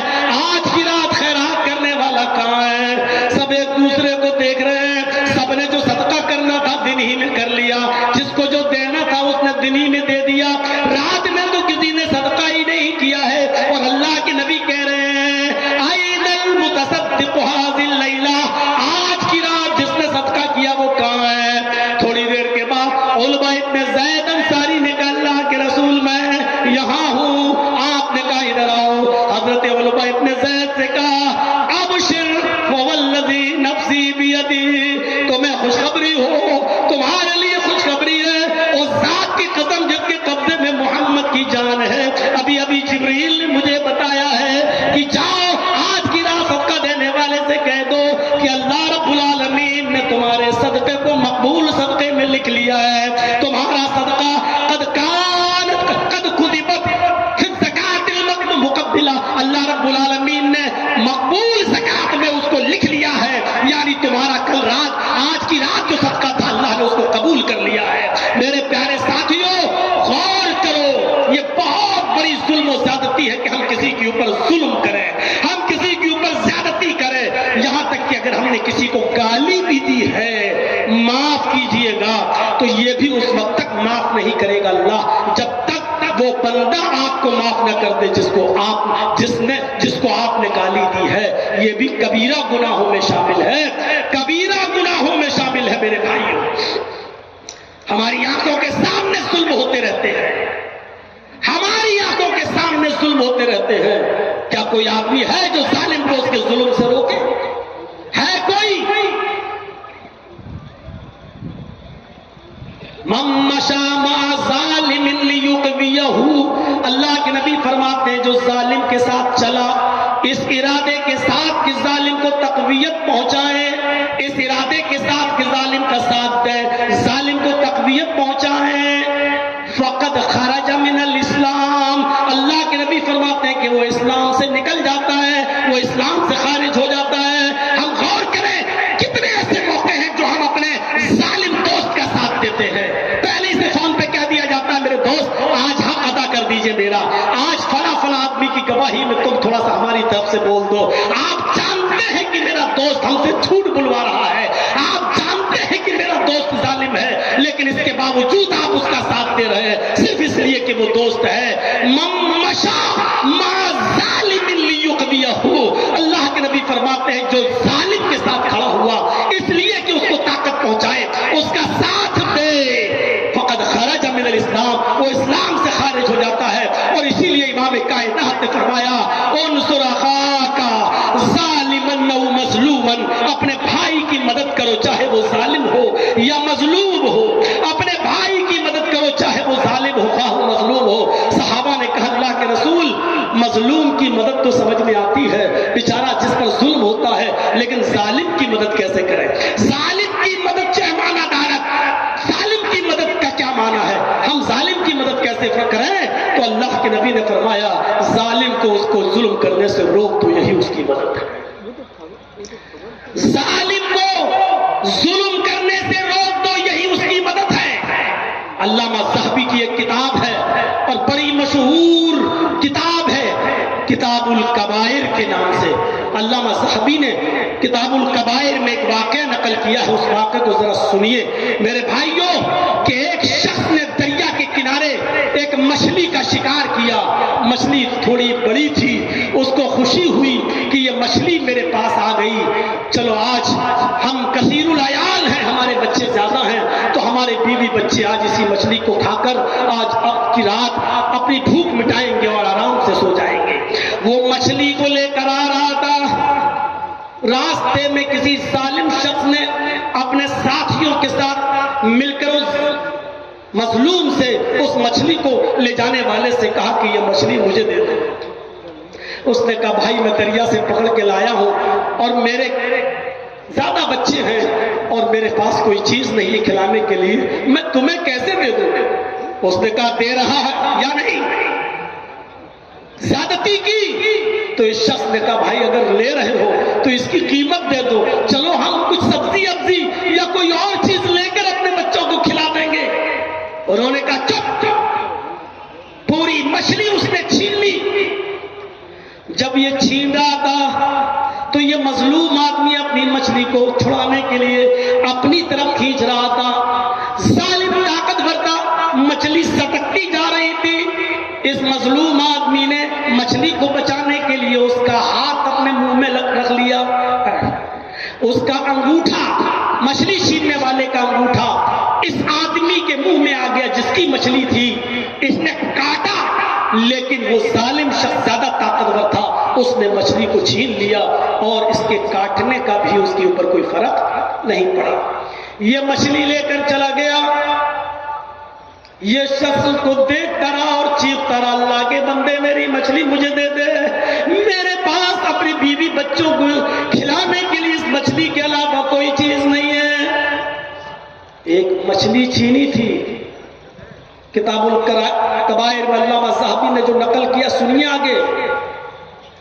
آئے یتیموں، مسکینوں، پڑوسیوں اور اپنے بھائیوں کی زمینوں پر قبضے کرنے والوں، اپنی بہن اور بیٹیوں کا حق مار کر کھا جانے والوں، سنو سنو، یہ چیختا رہا، چلاتا رہا، اللہ کے بندے مچھلی مجھے دے دے، میرے بیویوں بچوں کے پاس اس کے علاوہ کچھ نہیں ہے۔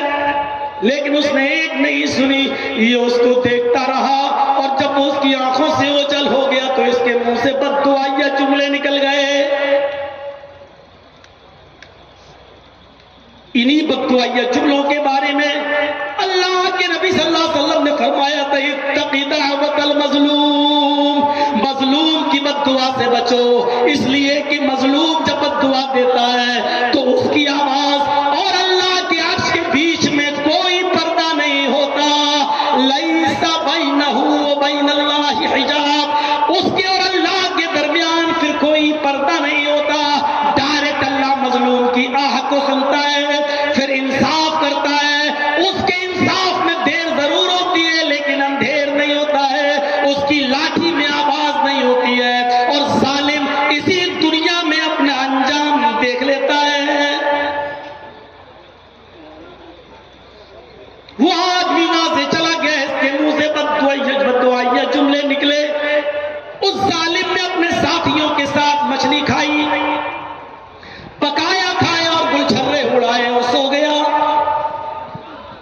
رات کو اس کے انگوٹھے میں درد ہوا،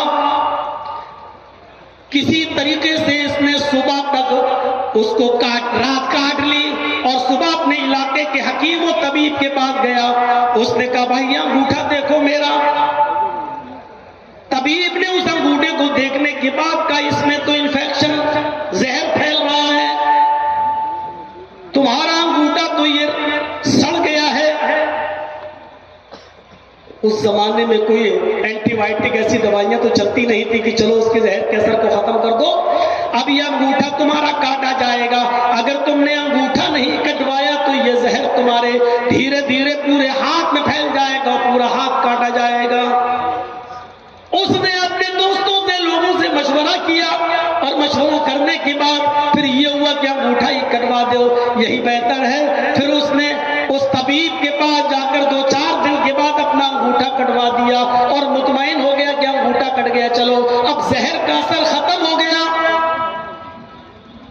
4-6 مہینے گزرے تھے کہ اب اس کے کٹے ہوئے انگوٹھے کے بعد جو حصہ ہے وہاں اس کا درد شروع ہوا، اور درد سے جب یہ بے حال ہو گیا تو پھر یہ اسی طبیب کے پاس گیا، وہ اس علاقے کا بڑا طبیب مانا جاتا تھا۔ اس طبیب کو اس نے دکھایا، اس نے کہا افسوس تمہارا آپریشن صحیح سے نہیں ہو سکا، کچھ عنصر اس کا باقی رہ گیا تھا، یہ زہر تو تمہارے پورے پنجے تک پہنچ چکا ہے، یہ تمہارا پورا پنجہ کاٹا جائے گا، اگر تم نے پورا پنجہ یہاں تک نہیں کٹوایا پہنچا تو یہ پورا ہاتھ میں زہر پھیل جائے گا اور تمہارا ہاتھ یہاں سے کاٹا جائے گا، بہتر ہے کہ ہاتھ کٹنے سے بہتر ہے کہ پنجہ کٹوا لو۔ اس نے 2-4 دن کے بعد उसी तबीब के पास जाकर अपना पंजा भी कटवा दिया, मुतमईन हो गया कि अब मेरी हाथ कट गया, चलो कोई बात नहीं, अब तो मैं सही हो गया क्योंकि अब जहर का असर खत्म हो गया। 6-8 महीने गुजर जाने के बाद उसके पंजे के बाद वाले हाथ में फिर दर्द शुरू हुआ। उसने फिर तबीब को दिखाया, पता चला कि यह जहर यहां तक फैल गया, या कोहनी से तुम्हारा हाथ काटा जाएगा। उसने न चाहते हुए भी हाथ कटवा दिया, लेकिन 1 साल गुजर जाने के बाद ये फिर जहर यहां तक फैल गया। और जब कांधा कटने का नंबर आया तो कांधा तो काट दिया गया यहां से उसका, लेकिन हकीम ने कहा कि मेरी सारी हिकमत यहां करना काम हो जाती है, अब मैं कुछ नहीं कर सकता, तुम्हारा जहर फैलता जा रहा है, जबकि मैं उस हिस्से को काट देता हूं। तो मुझे पूरी की पूरी बात बताओ कि तुम्हारे इस अंगूठे में दर्द कैसे शुरू हुआ, कब से शुरू हुआ, ताकि मैं उसकी असल जड़ तक पहुंच सकूं। इसने 2-2.5-3 साल का अरसा गुजर चुका था। इसने पूरा वाकया बताया कि मैंने एक गरीब आदमी से उसकी मछली छीन रहा था तो मेरा हाथ उसके मुंह में चला गया, उसने काटा, लेकिन मैं ताकतवर था, मैंने उससे मछली छीन ली। वो चीखता रहा, चिल्लाता रहा, लेकिन मैंने उसकी मछली उसको नहीं दी। इस हकीम ने कहा बस, जरूर उस मजलूम ने तुम्हें बद्दुआ दी है, अब कोई हिकमत मेरी काम नहीं आ सकती है, जब तक कि वो मजलूम तुम्हें माफ न कर दे कोई रास्ता नहीं है तुम्हारे इलाज का। मैं कांधा भी काट दिया, लेकिन ये जहर तुम्हारे पूरे जिस्म में फैलेगा। अगर तुम अपनी जान बचाना चाहते हो तो किसी न किसी तरह उस गरीब और मजलूम इंसान को ढूंढो और तलाश करो और उससे अपनी माफी तलाफी करो। अगर वो तुम्हें माफ कर दे तो शायद अल्लाह भी तुम्हें माफ कर दे और तुम बच सको, वरना कोई और दूसरा इलाज नहीं है तुम्हारा। उस जमाने का हकीम भी कितना खुदा तरसता, उसने इसको बिल्कुल साफ साफ बात बता दी और यह आदमी उस मजलूम को ढूंढने लगा। अल्लामा ज़हबी जैसी शख्सियत इस वाक़े को नकल करती है, ढूंढता रहा, तलाश करता रहा, 1-2 महीने तक वो मजलूम आदमी दिखाई नहीं, वो गरीब आदमी दिखाई नहीं। और उसके बाद अचानक 2 महीने के बाद उसको मजलूम आदमी पर नजर पड़ती है, तो ये मजलूम आदमी के पैरों पे गिर जाता है, हाथ जोड़ता है। इसने कहा रे भाई, मैं तो गरीब आदमी हूं, तुम मेरे पैरों पर क्यों गिर रहे हो, उठो उठो, क्या बात है, मैंने तुम्हें पहचाना नहीं, तुम कौन हो? उस आदमी ने कहा मैं वही आदमी हूं जिसने तेरे हाथ से मछली छीनी थी, याद है? जब मैं छीन रहा था तो मेरा अपने दांतों में तुमने मेरे अंगूठे को रख लिया था और काटा था, लेकिन उसके बावजूद भी मैंने मछली छीन ली। तो चीखते रहे, चिल्लाते रहे, लेकिन मैंने तुम्हारी एक भी नहीं सुनी। तुम्हारी हर आवाज में एक ही जुमला था कि आए सालिम, मेरी बीवी और बच्चों के पास इस मछली के अलावा कोई चीज नहीं है, आज की रात भूखे सोएंगे अगर तूने मछली या मछली की कीमत नहीं दी। लेकिन इसके बावजूद मुझे तरस नहीं आया। इस मजलूम की आंखों में आंसू आ गए। इसने कहा अच्छा तुम वही हो? हाँ, मैंने पहचान लिया। अरे भाई, ये तुम्हारा क्या हाल हो गया है, तुम्हारा हाथ कहां चला गया? कहा तुमने जरूर कोई बद्दुआ दी होगी, मुझे इतना बता दो कि जब मैं तुम्हारी आंखों से ओझल हो गया था तो तुमने कोई बद्दुआ तो नहीं दी थी मुझे? इस मजलूम ने फरमाया कि हाँ, अब तुमने जब सच बोलने के लिए कहा तो मैं बोल देता हूं कि हाँ, जब तुम मेरी आंखों से ओझल हो गए और मुझे उम्मीद हो गई कि तुम मेरी मछली मुझे वापस नहीं करोगे और मेरे बीवी बच्चे आज की रात भूखे सोएंगे, तो उस वक्त मेरी नजरें आसमान की तरफ उठी और मैंने अल्लाह के सामने ये बद्दुआ की कि इलाहुल आलमीन, मेरी बीवी और बच्चों के पेट पर लात मारने वाले को ऐसी सजा दे जो लोगों के लिए निशानी इबरत बन जाए, जो लोगों के लिए निशानी इबरत बन जाए। मेरे मुंह से ये बद्दुआ निकली थी, मैंने ये बद्दुआ नहीं की थी कि तेरा हाथ कट जाए, पैर कट जाए। मैंने ये कहा था अल्लाह, ऐसे जालिम को वो सजा दे जो लोगों के लिए निशानी इबरत बन जाए। मुझे क्या मालूम था कि मेरी बद्दुआ कबूल हो जाएगी और तेरा ये हाल होगा। फरमाया आए मजलूम शख्स, मेरे भाई, अगर आज तुमने मुझे माफ न किया तो ये जहर मेरे पूरे बदन में फैल जाएगा और मैं मर जाऊंगा। जिस तरह तुम्हारे बीवी बच्चे उसी तरह मेरे भी बीवी बच्चे हैं, अल्लाह के लिए मुझे माफ معاف کر دے. اس غریب انسان نے، اس مظلوم نے کہا جاؤ اللہ کے لیے میں تمہیں معاف کر رہا ہوں، میرا تم سے کوئی معاملہ نہیں، ویسی تم بڑی سزا پا چکے ہو، مجھے یہ امید بھی نہیں تھی، لیکن مجھے کیا معلوم کہ وہ قبولیت کی گھڑی تھی اور اللہ میری دعا ایسے وقت میں سن لے گا. جاؤ میرے بھائی، میں نے تمہیں دل سے معاف کر دیا، میں نے تمہیں دل سے معاف کر دیا. تو میرے بھائیوں، کتاب الکبائر سے علامہ صحابی کا یہ واقعہ نقل کرنے کے بعد میں یہ بتانا چاہتا ہوں کہ ظالم کو ظلم کی سزا فوراً نہیں ملتی ہے، جیسے شخص کو بھی 2-2.5 سال کے بعد ملی، لیکن ملی 1 انچ بھی اگر کسی کی زمین پر قبضہ کیا ہے، کسی کی ماں بہن کو گالی دی ہے، کسی کو برا بھلا کہا ہے، آج ہی سے معافی تلافی کر لو، اپنے معاملات صاف کر لو. محمد رسول اللہ صلی اللہ علیہ وسلم نے انتقال سے 4 دن پہلے بھی یہی کہا تھا. جس دن آپ نے یہ کہا تھا کہ میں تمہارے درمیان 2 چیزیں چھوڑ کر جا رہا ہوں، اس سے پہلے آپ نے یہ بھی کہا تھا کہ اگر میں نے کسی کو مارا ہو تو آؤ وہ مجھ سے اپنا بدلہ لے لے، اگر میں نے کسی کو تھپڑ مارا ہے تو وہ مجھے بھی مار لے، میں نے کسی کو کچھ کہا تو وہ آج مجھے کچھ کہہ لے.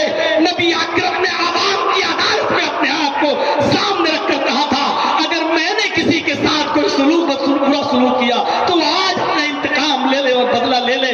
میرے پیارے ساتھیوں، یہ وہ ہستی ہے جس ہستی کے بارے میں ہم اور آپ 5 اذان کے بعد، نماز کے بعد یہ دعا مانگتے ہیں، وَبَعَثْهُ مَقَامًا مَحْمُودًا، جس کو مقام محمود کے لیے جس کے ہم دعائیں کرتے رہتے ہیں.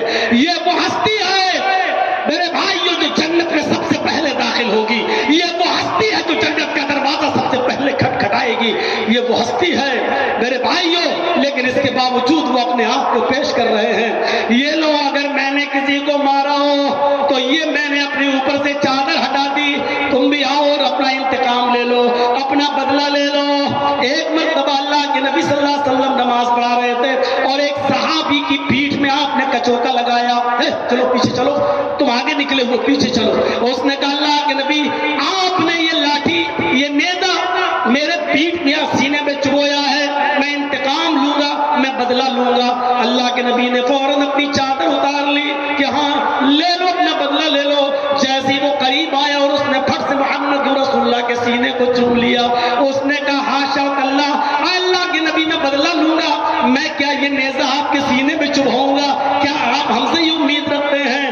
نہیں، اے اللہ کے نبی، مجھے تو آپ کے سینے کا بوسہ لینا تھا، اس لیے میں نے ایسا یہ چال چلی ہے، اور یہ ایک طریقے سے کہا جائے میں نے یہ گیم کھیلا ہے، کیونکہ آپ ایسے چومنے نہیں دیں گے تو میں نے ایسے کر کے آپ کے چادر کو ہٹوا کر آپ کا سینے کا بوسہ لے لیا.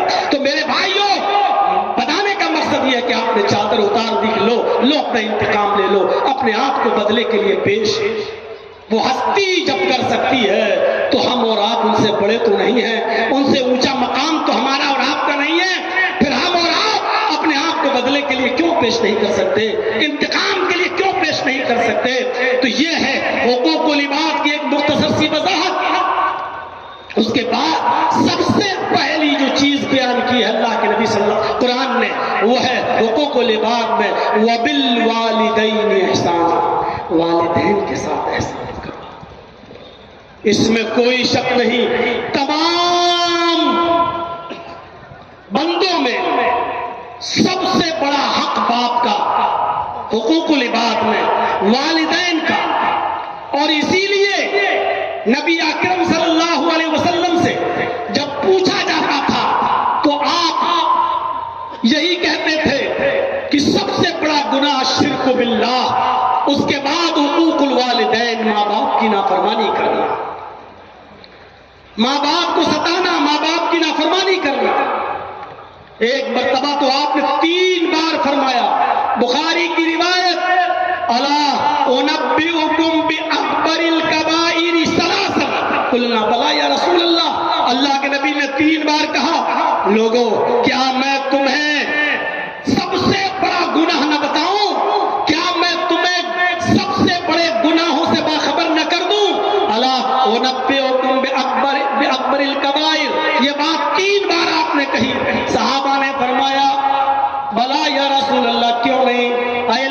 نبی ہم جاننا چاہتے ہیں کہ سب سے بڑا گناہ کیا ہے، ہمیں باخبر کیجئے، ہمیں بتائیے کہ سب سے بڑا گناہ کیا ہے۔ آپ نے فرمایا الشرک باللہ، اللہ کے ساتھ کسی کو شریک کرنا، وہ حقوق الوالدین اور ماں باپ کی نافرمانی کرنا، اور ماں باپ کی نافرمانی کرنا یہ سب سے بڑا گناہ اللہ کے نبی جناب محمد رسول اللہ صلی اللہ علیہ وسلم بیان کر رہے ہیں۔ آپ سوچئے کیسی وہ اولاد ہے جو اپنے ماں باپ کو ستاتی ہے۔ ایک صحابی آئے اللہ کے نبی سے، میں بیعت کروں گا جہاد کے لیے، آپ صحابہ کو جہاد کے لیے لے کے جا رہے ہیں، میں بھی جہاد کے لیے جاؤں گا، اے اللہ کے نبی کیا میں چلوں؟ آپ نے اس سے سوال کیا احی الوالدات، کیا تمہارے ماں باپ زندہ ہیں؟ احی الوالدات، کیا تمہارے ماں اور باپ دونوں باحیات ہیں؟ اس نے کہا ہاں اے اللہ کے نبی میری ماں بھی زندہ ہے، میرے باپ بھی زندہ ہے۔ آپ نے فرمایا فَفِيهِمَا فَجَاهِدْ، جاؤ ان دونوں ہی کی خدمت کرو، ان دونوں کی سیوا کرو، ان دونوں کا کہا مانو، ان دونوں کی اطاعت کرو، یہی جہاد ہے اور تمہیں جہاد کا ثواب ملے گا۔ غور کرو میرے پیارے ساتھیوں، اندازہ لگا سکتے ہیں آپ ماں باپ کا مقام اور ماں باپ کا درجہ کیا ہے۔ حضرت معاذ ابن جبل فرماتے ہیں کہ اوصانی رسول اللہ صلی اللہ علیہ وسلم بعشر کلمات، کہ مجھے میرے نبی محمد رسول اللہ نے 10 باتوں کی نصیحت مجھے فرمائی، 10 باتوں کی وصیت فرمائی، اور 10 باتوں میں پہلی بات یہ تھی، آپ نے فرمایا اے معاذ ابن جبل لا تشرک باللہ شیئا ان قتلت او حرقت، اے معاذ اللہ کے ساتھ کبھی کسی بھی حال میں کسی کو شریک مت کرنا، ان قتلت او حرقت، اگر تجھے قتل کر دیا جائے، اگرچہ تجھے جلا کر راکھ کر دیا جائے، تجھے جلا کر بھسم کر دیا جائے، تب بھی اللہ کے ساتھ کسی کو شریک مت کرنا۔ وَلَا تَعُقَّنَّ وَالِدَيْكَ وَإِنَّ مَرَاكَ أَن تَخْرُجَ مِنْ أَهْلِكَ وَمَالِكَ، اور اپنے ماں باپ کی کبھی بھی نافرمانی مت کرنا۔ وَلَا تَعُقَّنَّ وَالِدَيْكَ، اپنے ماں باپ کی کبھی بھی کسی بھی حال میں نافرمانی مت کرنا، اگرچہ تمہارے ماں باپ تمہیں حکم دیں کہ تم اپنا مال، اپنے اہل و عیال، اپنے بیوی بچے اور اپنا مال و دولت چھوڑ کر بے گھر ہو جاؤ، نکل جاؤ اس گھر سے، اگر وہ تمہیں اس بات کا بھی حکم دیں، اس کے باوجود تم اپنے ماں باپ کی نافرمانی مت کرنا۔ اس حدیث سے والدین کی اہمیت کا اندازہ لگا سکتے ہیں، ماں باپ کے مقام کا پتہ چلتا ہے۔ ایک اور حدیث میں اللہ کے نبی فرماتے ہیں اطیع اباک وَإِن ظَلَمَكَ، ہر حال میں اپنے باپ کی اطاعت کرو، اگرچہ وہ تمہارے اوپر ظلم ہی کیوں نہ کر رہے ہو، اگرچہ وہ تمہارے اوپر ظلم ہی کیوں نہ کرتے ہو۔ میرے بھائیوں، ماں باپ کو ظلم کرنے کی اجازت نہیں ہے۔ ماں باپ کو بھی حکم ہے کہ اپنی اولاد کے ساتھ انصاف کریں، ماں باپ کو بھی حکم ہے کہ اپنی اولاد کا بھی حق ادا کریں، ان کی اچھی تربیت کریں، ان کو ان کی اچھی تعلیم و تربیت کا انتظام کریں، دیندار اور نیک لڑکی سے اس کی شادی کرائیں، یہ والدین کے لیے بھی حکم ہے۔ لیکن اس حدیث سے ماں باپ کا پتہ چلتا ہے اس کی اہمیت کا، کہ اللہ کے نبی نے کہا اپنے ماں باپ کی اطاعت کرو اگرچہ وہ تمہارے اوپر ظلم کر رہے ہو، یعنی ان کے ظلم کے باوجود بھی اپنے باپ کو تم مار نہیں سکتے ہو، ان کو پیٹ نہیں سکتے ہو، ان کو گالی نہیں دے سکتے ہو، ان کو برا بھلا نہیں کر سکتے ہو، یہ مقام و مرتبہ ہے۔ امام بخاری رحمۃ اللہ علیہ اپنی مشہور و مایہ ناز تصنیف الادب المفرد کے اندر ایک واقعہ نقل کرتے ہیں، ذرا اس واقعے کو سنیے۔ نوجوانوں، تمہارے مطلب کا واقعہ ذرا سنیے، اور اس کو کوئی معمولی شخصیت بیان نہیں کر رہی ہے، درج نہیں کر رہی ہے، امام بخاری نقل کر رہے ہیں الادب المفرد کے اندر۔ حضرت عبداللہ ابن عباس رضی اللہ تعالیٰ عنہ کے پاس ایک شخص آتا ہے اور کہتا ہے کہ اے عبداللہ، ایک عورت سے، ایک لڑکی سے مجھے محبت تھی، لیکن یہ محبت یک طرفہ تھی، صرف مجھے تھی، اس کو نہیں تھی۔ میں نے اس لڑکی کو نکاح کا پیغام دیا، لیکن اس لڑکی نے میرے نکاح کو ٹھکرا دیا، میرے نکاح کو، پیغام کو ٹھکرا دیا۔ مجھے بہت تکلیف ہوئی، لیکن میں انتظار کرتا رہا کہ آج نہیں تو کل میری محبت اس کے دل میں جوش مارے گی، ایک دن وہ ضرور میرے ساتھ نکاح کرے گی۔ لیکن کچھ دنوں کے بعد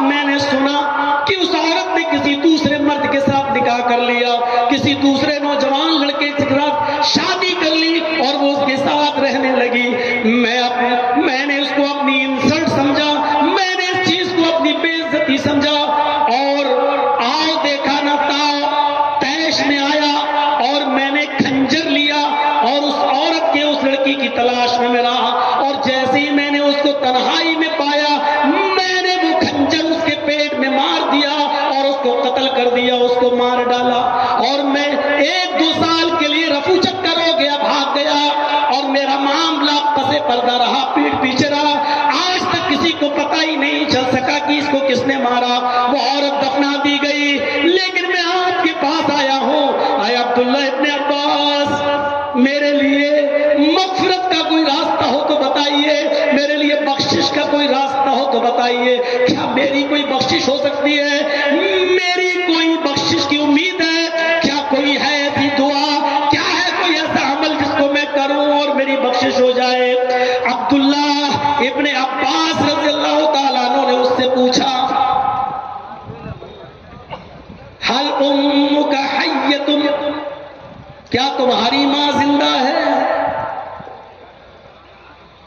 کیا پوچھ رہے ہیں؟ کیا تمہاری ماں باحیات ہے؟ کیا تمہاری ماں زندہ ہے؟ اس نے کہا نہیں۔ کہا تمہاری ماں نہیں ہے؟ کہا نہیں۔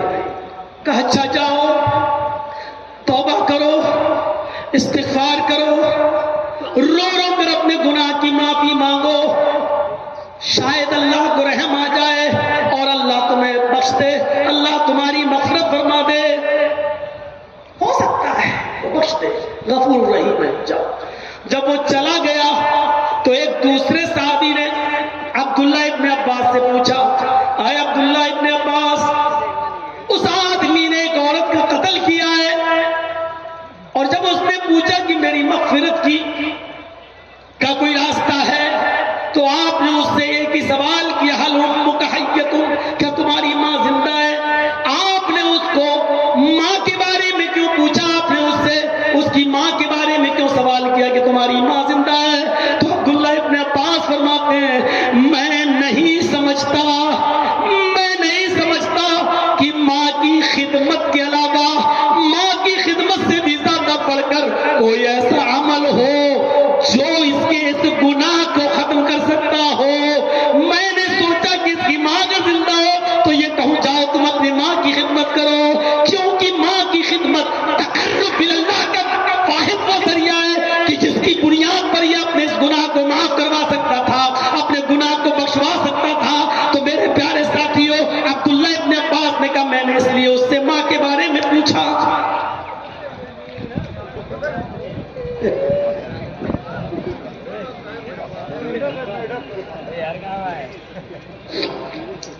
یہاں سے ماں کے مقام اور ماں کے مرتبے کے بارے میں ذرا اندازہ لگائیے۔ امام بخاری نقل کر رہے ہیں الادب المفرد کے اندر، کیا کہہ رہے ہیں کہ عبداللہ ابن عباس نے کہا میں نے اس لیے ماں کے بارے میں پوچھا تمہاری ماں زندہ ہے کہ ماں کے ساتھ اچھا برتاؤ کرنا، اس کی خدمت کرنا، اس کی اطاعت کرنا، اس کی بات ماننا اور اس کی خدمت، یہ واحد وہ ذریعہ ہے جو اللہ کے بہت قریب کر دیتا ہے۔ اگر اس کی ماں زندہ ہوتی تو میں اس کو یہی حکم دیتا، لیکن اب ماں زندہ نہیں ہے تو پھر میں نے اس کو گناہوں سے استغفار اور توبہ کے لیے حکم دیا کہ جاؤ کرو۔ ماں کے مقام و مرتبے کو پہچانا۔ علامہ یافعی رحمۃ اللہ علیہ کی ایک کتاب ہے مراۃ الجنان، اس کتاب کے اندر انہوں نے برامکہ کے 2 شخص فضل برمکی اور یحییٰ برمکی کا واقعہ نقل کیا ہے۔ وہ برامکہ جن کی شان و شوکت و سطوت پورے مملکت بغداد پر چھائی ہوئی تھی، جن کا رعب و دبدبہ بیٹھا ہوا تھا، لیکن جب مملکت بغداد کے اوپر خلیفہ ہارون رشید کا عتاب آیا تو فضل برمکی اور یحییٰ برمکی باپ اور بیٹے دونوں گرفتار کر لیے گئے اور دونوں کو جیل میں ڈال دیا گیا۔ فضل برمکی بھی جیل میں قید ہیں اور ان کے باپ یحییٰ برمکی بھی جیل میں ہیں۔ یحییٰ برمکی بزرگ ہو چکے ہیں، بڑھاپے کو پہنچ چکے ہیں۔ فضل برمکی دیکھتے ہیں کہ میرا باپ بہت بوڑھا ہے اور جیل کے اندر، قید خانے کے اندر گرم پانی کا انتظام نہیں ہے، سردیوں کی ان راتوں میں میرے باپ کو ٹھنڈے پانی سے وضو بنانا پڑتا ہے، تو جانتے ہو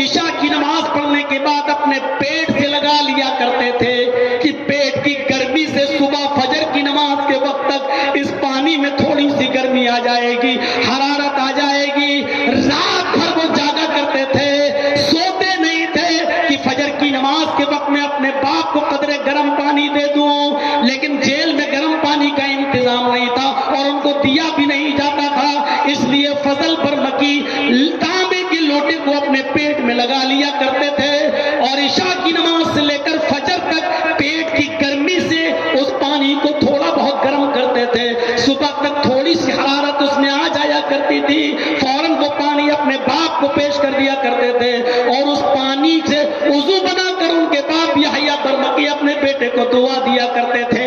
مجھے بتانا یہ ہے کہ باپ کی خدمت کا میرے بھائیوں یہ موقع ہر کسی کو ہر وقت نہیں ملتا ہے. خوش نصیب ہے وہ انسان آخری دنوں میں اور آخری ایام میں اپنے باپ کی خدمت میں کامیاب ہو جائیں اور ان کی خدمت کریں. جس کا باپ راضی ہے اور انتقال کر گیا ہے اس حال میں کہ وہ اپنے بیٹے سے خوش ہے تو میرے بھائیوں اس بیٹے کو جنت کی بشارت دی ہے جناب محمد رسول اللہ نے.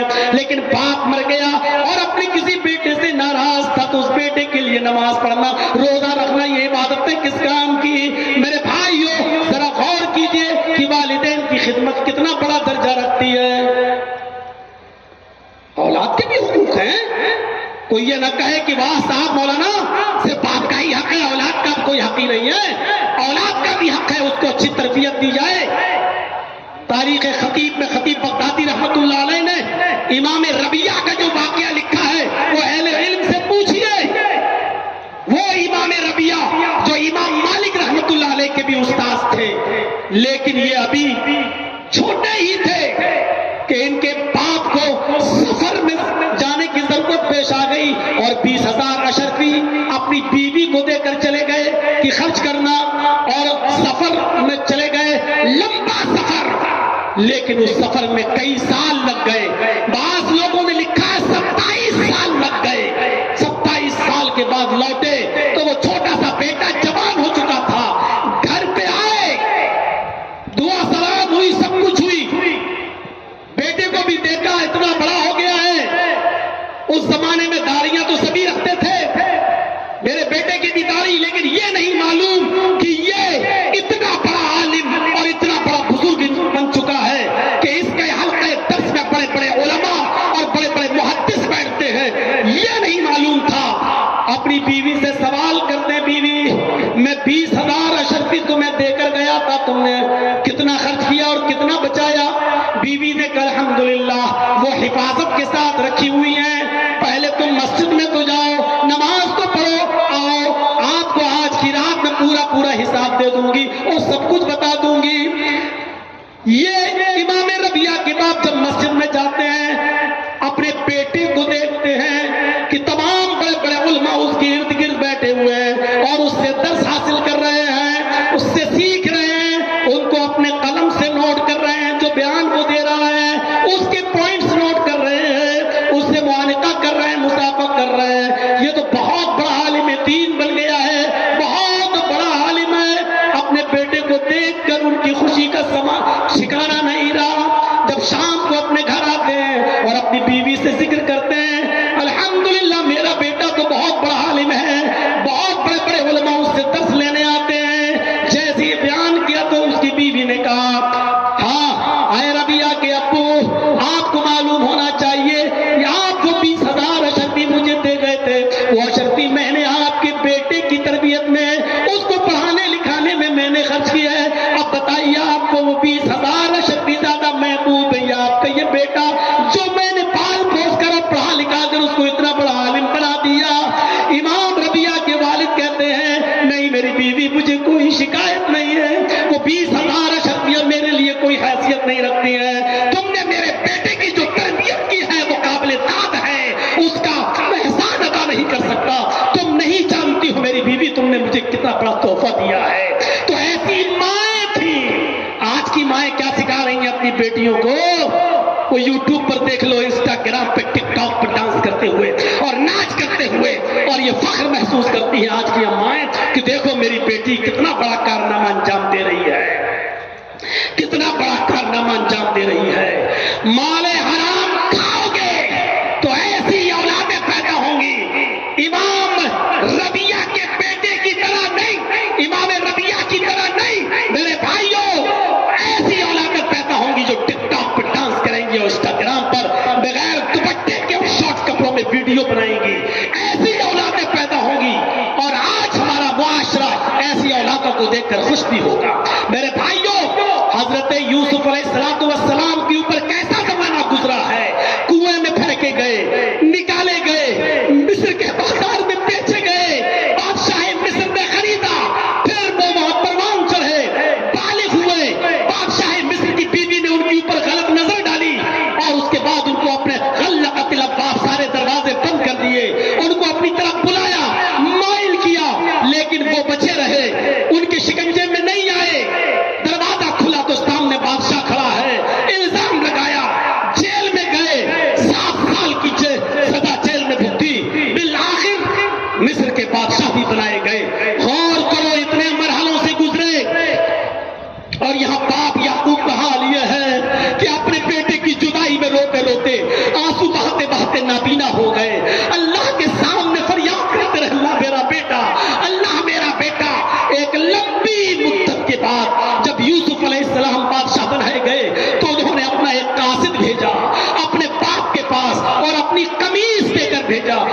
میرے باپ یعقوب کو دے دینا، وہ سب کچھ پہچان جائیں گے۔ جب یوسف کا بھیجا ہوا قاصد جب یعقوب کے پاس آتا ہے، یعقوب علیہ السلام کو قمیص دیتا ہے، یعقوب علیہ السلام نے اس قمیص کو دیکھ کر کہا یہ تو میرے بیٹے کی قمیص ہے۔ سب کچھ یاد آ گیا، یہ نہیں پوچھا آئے قاصد میرا بیٹا کس حال میں ہے، میرا بیٹا کہاں ہے۔ حضرت یعقوب نے جو بات کہی، تفسیر ابن کثیر اور تفسیر معالم التنزیل میں یہ واقعہ دیکھا جا سکتا ہے۔ حضرت یوسف علیہ السلام کی قمیص کو دیکھ کر سارا واقعہ یاد آ گیا، اور اتنی لمبی مدت کے بعد، جدائی کے بعد، ایک امید کی کرن ہوئی کہ میرا بیٹا زندہ ہے۔ تو جو کرتا لے کر آیا تھا قمیص، اس سے کہنے لگے کیف ترکتہ، تم نے یوسف کو کیسے چھوڑا ہے، تم نے یوسف کو کیسے چھوڑا ہے۔ قاصد نے جواب دیا ترکتہ ملک مصر، میں نے ان کو مصر کے بادشاہ کی حالت میں چھوڑا ہے، وہ مصر کے بادشاہ بنا دیے گئے ہیں۔ یعقوب علیہ السلام کو خوشی نہیں ہوئی۔ یعقوب علیہ السلام نے قاصد سے کہا ارے میں یہ نہیں پوچھ رہا ہوں کہ وہ کتنا امیر ہو گیا ہے، کتنا دولت مند ہو گیا ہے، لا اسألکم عن ھذا، میرا مطلب یہ نہیں ہے کہ وہ مصر کا بادشاہ بن گیا یا کتنا امیر ہو گیا اور کتنا دولت مند ہو گیا، نہیں، ولکن اسألکم عن ای دین ترکتہ، میں تم سے یہ پوچھنا چاہتا ہوں کہ تم نے اس کو کس دین پر چھوڑا ہے، اس کا دین کیا ہے، اس کا مذہب کیا ہے، وہ ایک اللہ کی عبادت کرتا ہے یا نہیں کرتا ہے، نماز کا پابند ہے یا نہیں ہے۔ اتنے دنوں کے بعد مصر کی بادشاہت کا اعلان سننے کے بعد بھی یوسف علیہ السلام کی خوشی حضرت یعقوب کو نہیں ہوئی کہ وہ بادشاہ بن گیا، بلکہ سوال یہ تھا کہ میں یہ پوچھنا چاہتا ہوں کہ عن ای دین ترکتہ، تم نے اس کو کس دین پر چھوڑا ہے۔ اور جب جواب اچھا ملا کہ الحمدللہ وہ 5 وقت کی نماز، وہ نماز بھی پڑھتے ہیں، وہ روزہ بھی رکھتے ہیں، وہ خواب کی تعبیر بھی بتاتے ہیں، اور وہ اللہ کے دین کو قائم بھی کرتے ہیں، جب یہ ساری چیزیں بتائی گئی تب ان کو خوشی ہوئی۔ یہ ایک باپ کی ذمہ داری ہے کہ ایک باپ یہ دیکھے کہ تمہارا بیٹا انجینئر ہے، سول انجینئر ہے، MBBS ہے، ڈاکٹر ہے، سب کچھ ہے، تمہارا بیٹا نمازی ہے یا نہیں، تمہارا بیٹا دیندار ہے یا نہیں۔ حضرت ابراہیم علیہ السلام نے جب اپنی اولاد کو، اسماعیل کو اور ہاجرہ کو جب وہ گیا وادی میں چھوڑا اور جب چلے گئے دور تو یہی کہا ربی انی اسکنت من ذریتی بواد غیر ذی زرع ربنا لیقیموا الصلاۃ، اے اللہ میں نے اپنی بیوی بچوں کو، اپنے اپنی آل اولاد کو، اے اللہ میں نے ایک غیر ذی زرع، ایک بیابان وادی کے پاس چھوڑا ہے، ربنا لیقیموا الصلاۃ، اے اللہ میں نے وہاں اس لیے چھوڑا تاکہ وہ نماز قائم کرے، تاکہ وہ نماز کے پابند ہو جائے۔ ایک باپ کی ذمہ داری یہ ہے۔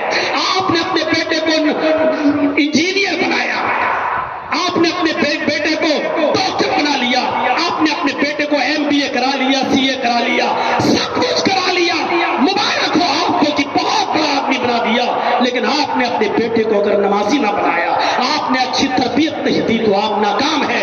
ایسی اولاد جو آپ کی قبر پہ کھڑے ہو کر یہ نہ کہہ سکے کہ اللہم اغفر لہ وارحمہ وعافہ واعف عنہ واکرم نزلہ ووسع مدخلہ واغسلہ بالماء والثلج والبرد، ایسی اولاد جو آپ کی قبر پہ کھڑے ہو کر یہ نہ کہہ سکے کہ ربنا اغفر لی ولوالدی وللمؤمنین یوم یقوم الحساب، تو آپ بیکار ہیں، ناکارہ ہیں، ناکام ہیں، آپ کا یہ MBBS بیٹا بالکل ناکام ہے، اور آپ کامیاب نہ سمجھیں اپنے آپ کو، کیونکہ اب آپ اس دنیا سے جانے والے ہیں۔ میں نے اپنے باپ کی موت کو جتنے قربت سے دیکھا ہے، شاید کسی بیٹے کو اتنے قریب سے دیکھنے کا موقع ملا ہو کہ آخری وقت ہے، مجھے پکڑے ہوئے ہیں میرے باپ، اور مجھ سے میں نے کہا کہ میں تھوڑا سا بھی چاہتا ہوں گھر تک ہو کے آتا ہوں، ہاتھ نہیں چھوڑ رہے ہیں، میں نے کہا آواز بند، کوئی چیز ان کی زبان سے نہیں نکل رہی، میں نے کہا ابو آج جمعہ ہے، ذرا نہانے جا رہا ہوں، جمعہ پڑھانا ہے، ہاتھ چھوڑ دیا ہے۔ میں نے وہ قریب سے دیکھا ہے روح کو نکلتے ہوئے۔ میرے پیارے ساتھیوں، میرے بھائیوں، وہ باپ کتنا خوش نصیب ہے کہ جو ایسی اولاد کو چھوڑ کے جائے جو اس کے لیے دعا کرے، کیونکہ اللہ کے نبی نے یہی تو فرمایا تھا کہ انتقال کے بعد عمل کا سلسلہ منقطع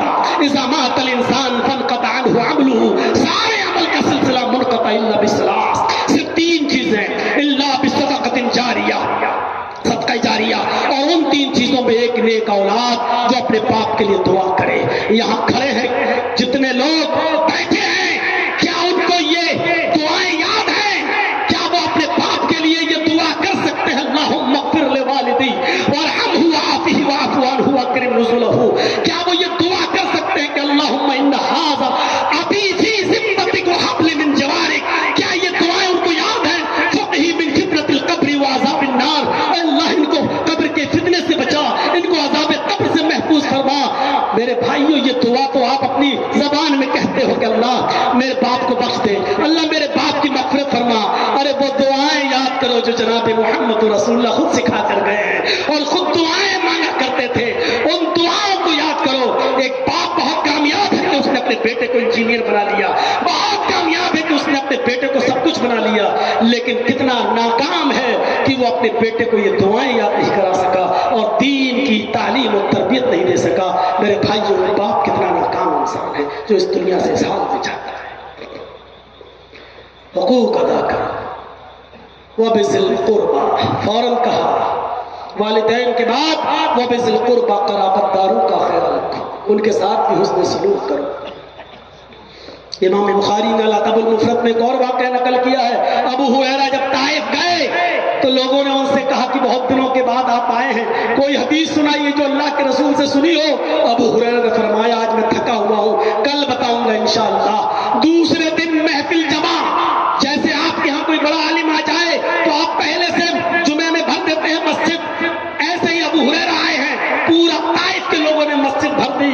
अबू हुरैरा फरमाते हैं कि आप लोग अल्लाह के रसूल की कोई हदीस सुनना चाहते हो? फरमाया हाँ। फरमाया मेरी एक शर्त है, ये शर्त अगर मौलाना जर्जीस लगाते तो कितने लोग बचेंगे यहाँ पर? शर्त है।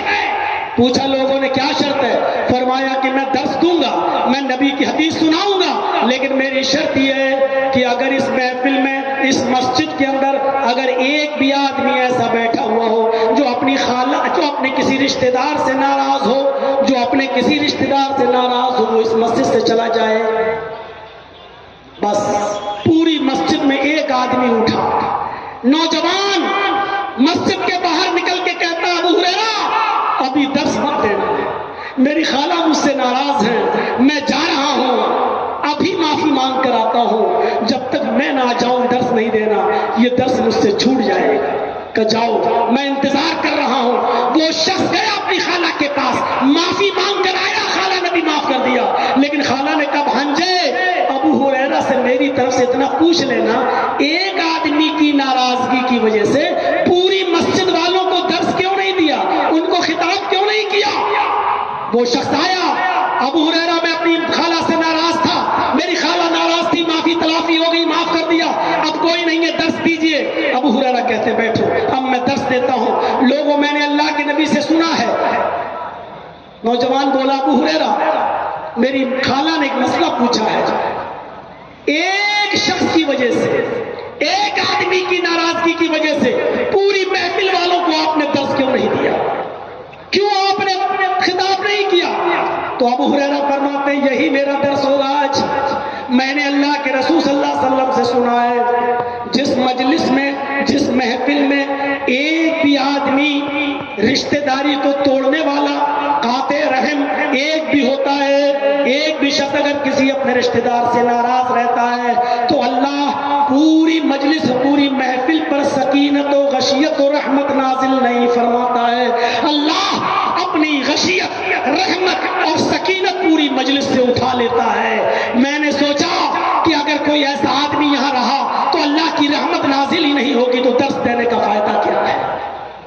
इसलिए मैंने कहा कि कोई भी शख्स नाराज हो तो चला जाए। मेरे भाइयों, मौलाना जर्जीस अगर कह दे कि जो भी आदमी अपने रिश्तेदार से नाराज हो वो यहां से उड़ के चला जाए, तो मैं नहीं समझता हूं, ईमानदारी के साथ अगर लोग उड़ के जाने लगे तो एक आदमी भी यहां मौजूद रहे, शायद मौलाना जर्जीस भी हम्माम में नंगे नजर आएंगे, क्योंकि ऐसा हो ही नहीं सकता कि सब मुझसे भी खुश हो, कोई ना कोई तो मुझसे भी नाराज होगा मेरे रिश्तेदारों में।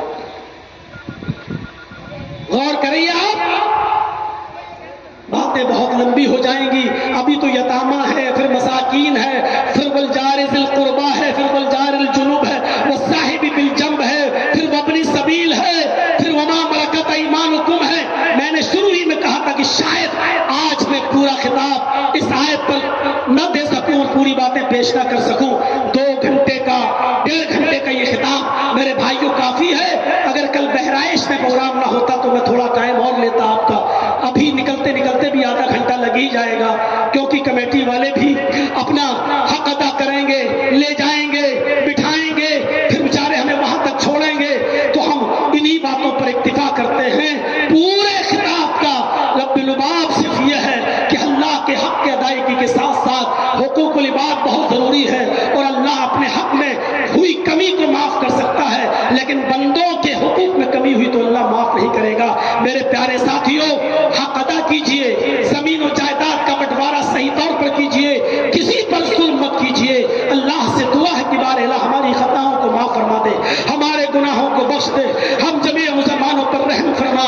اے اللہ، ہمیں بندوں کے حقوق ادا کرنے کی توفیق عطا فرما، رشتہ داروں کے حقوق ادا کرنے کی توفیق عطا فرما، حقوق الزوجین ادا کرنے کی توفیق عطا فرما، حقوق الوالدین والاولاد ادا کرنے کی توفیق عطا فرما. اور جتنے بھی بندوں کی قسمیں ہیں ہم ایک دوسرے کے حق کو سمجھنے کی توفیق عطا فرما. الہ العالمین، جب تک تو ہمیں زندہ رکھ، اسلام پہ زندہ رکھنا، اور جب ہمارا خاتمہ ہو تو ایمان پر ہمارا خاتمہ فرمانا. وما علینا الا البلاغ المبین، وآخر دعوانا ان الحمد للہ رب العالمین. السلام علیکم ورحمۃ اللہ وبرکاتہ.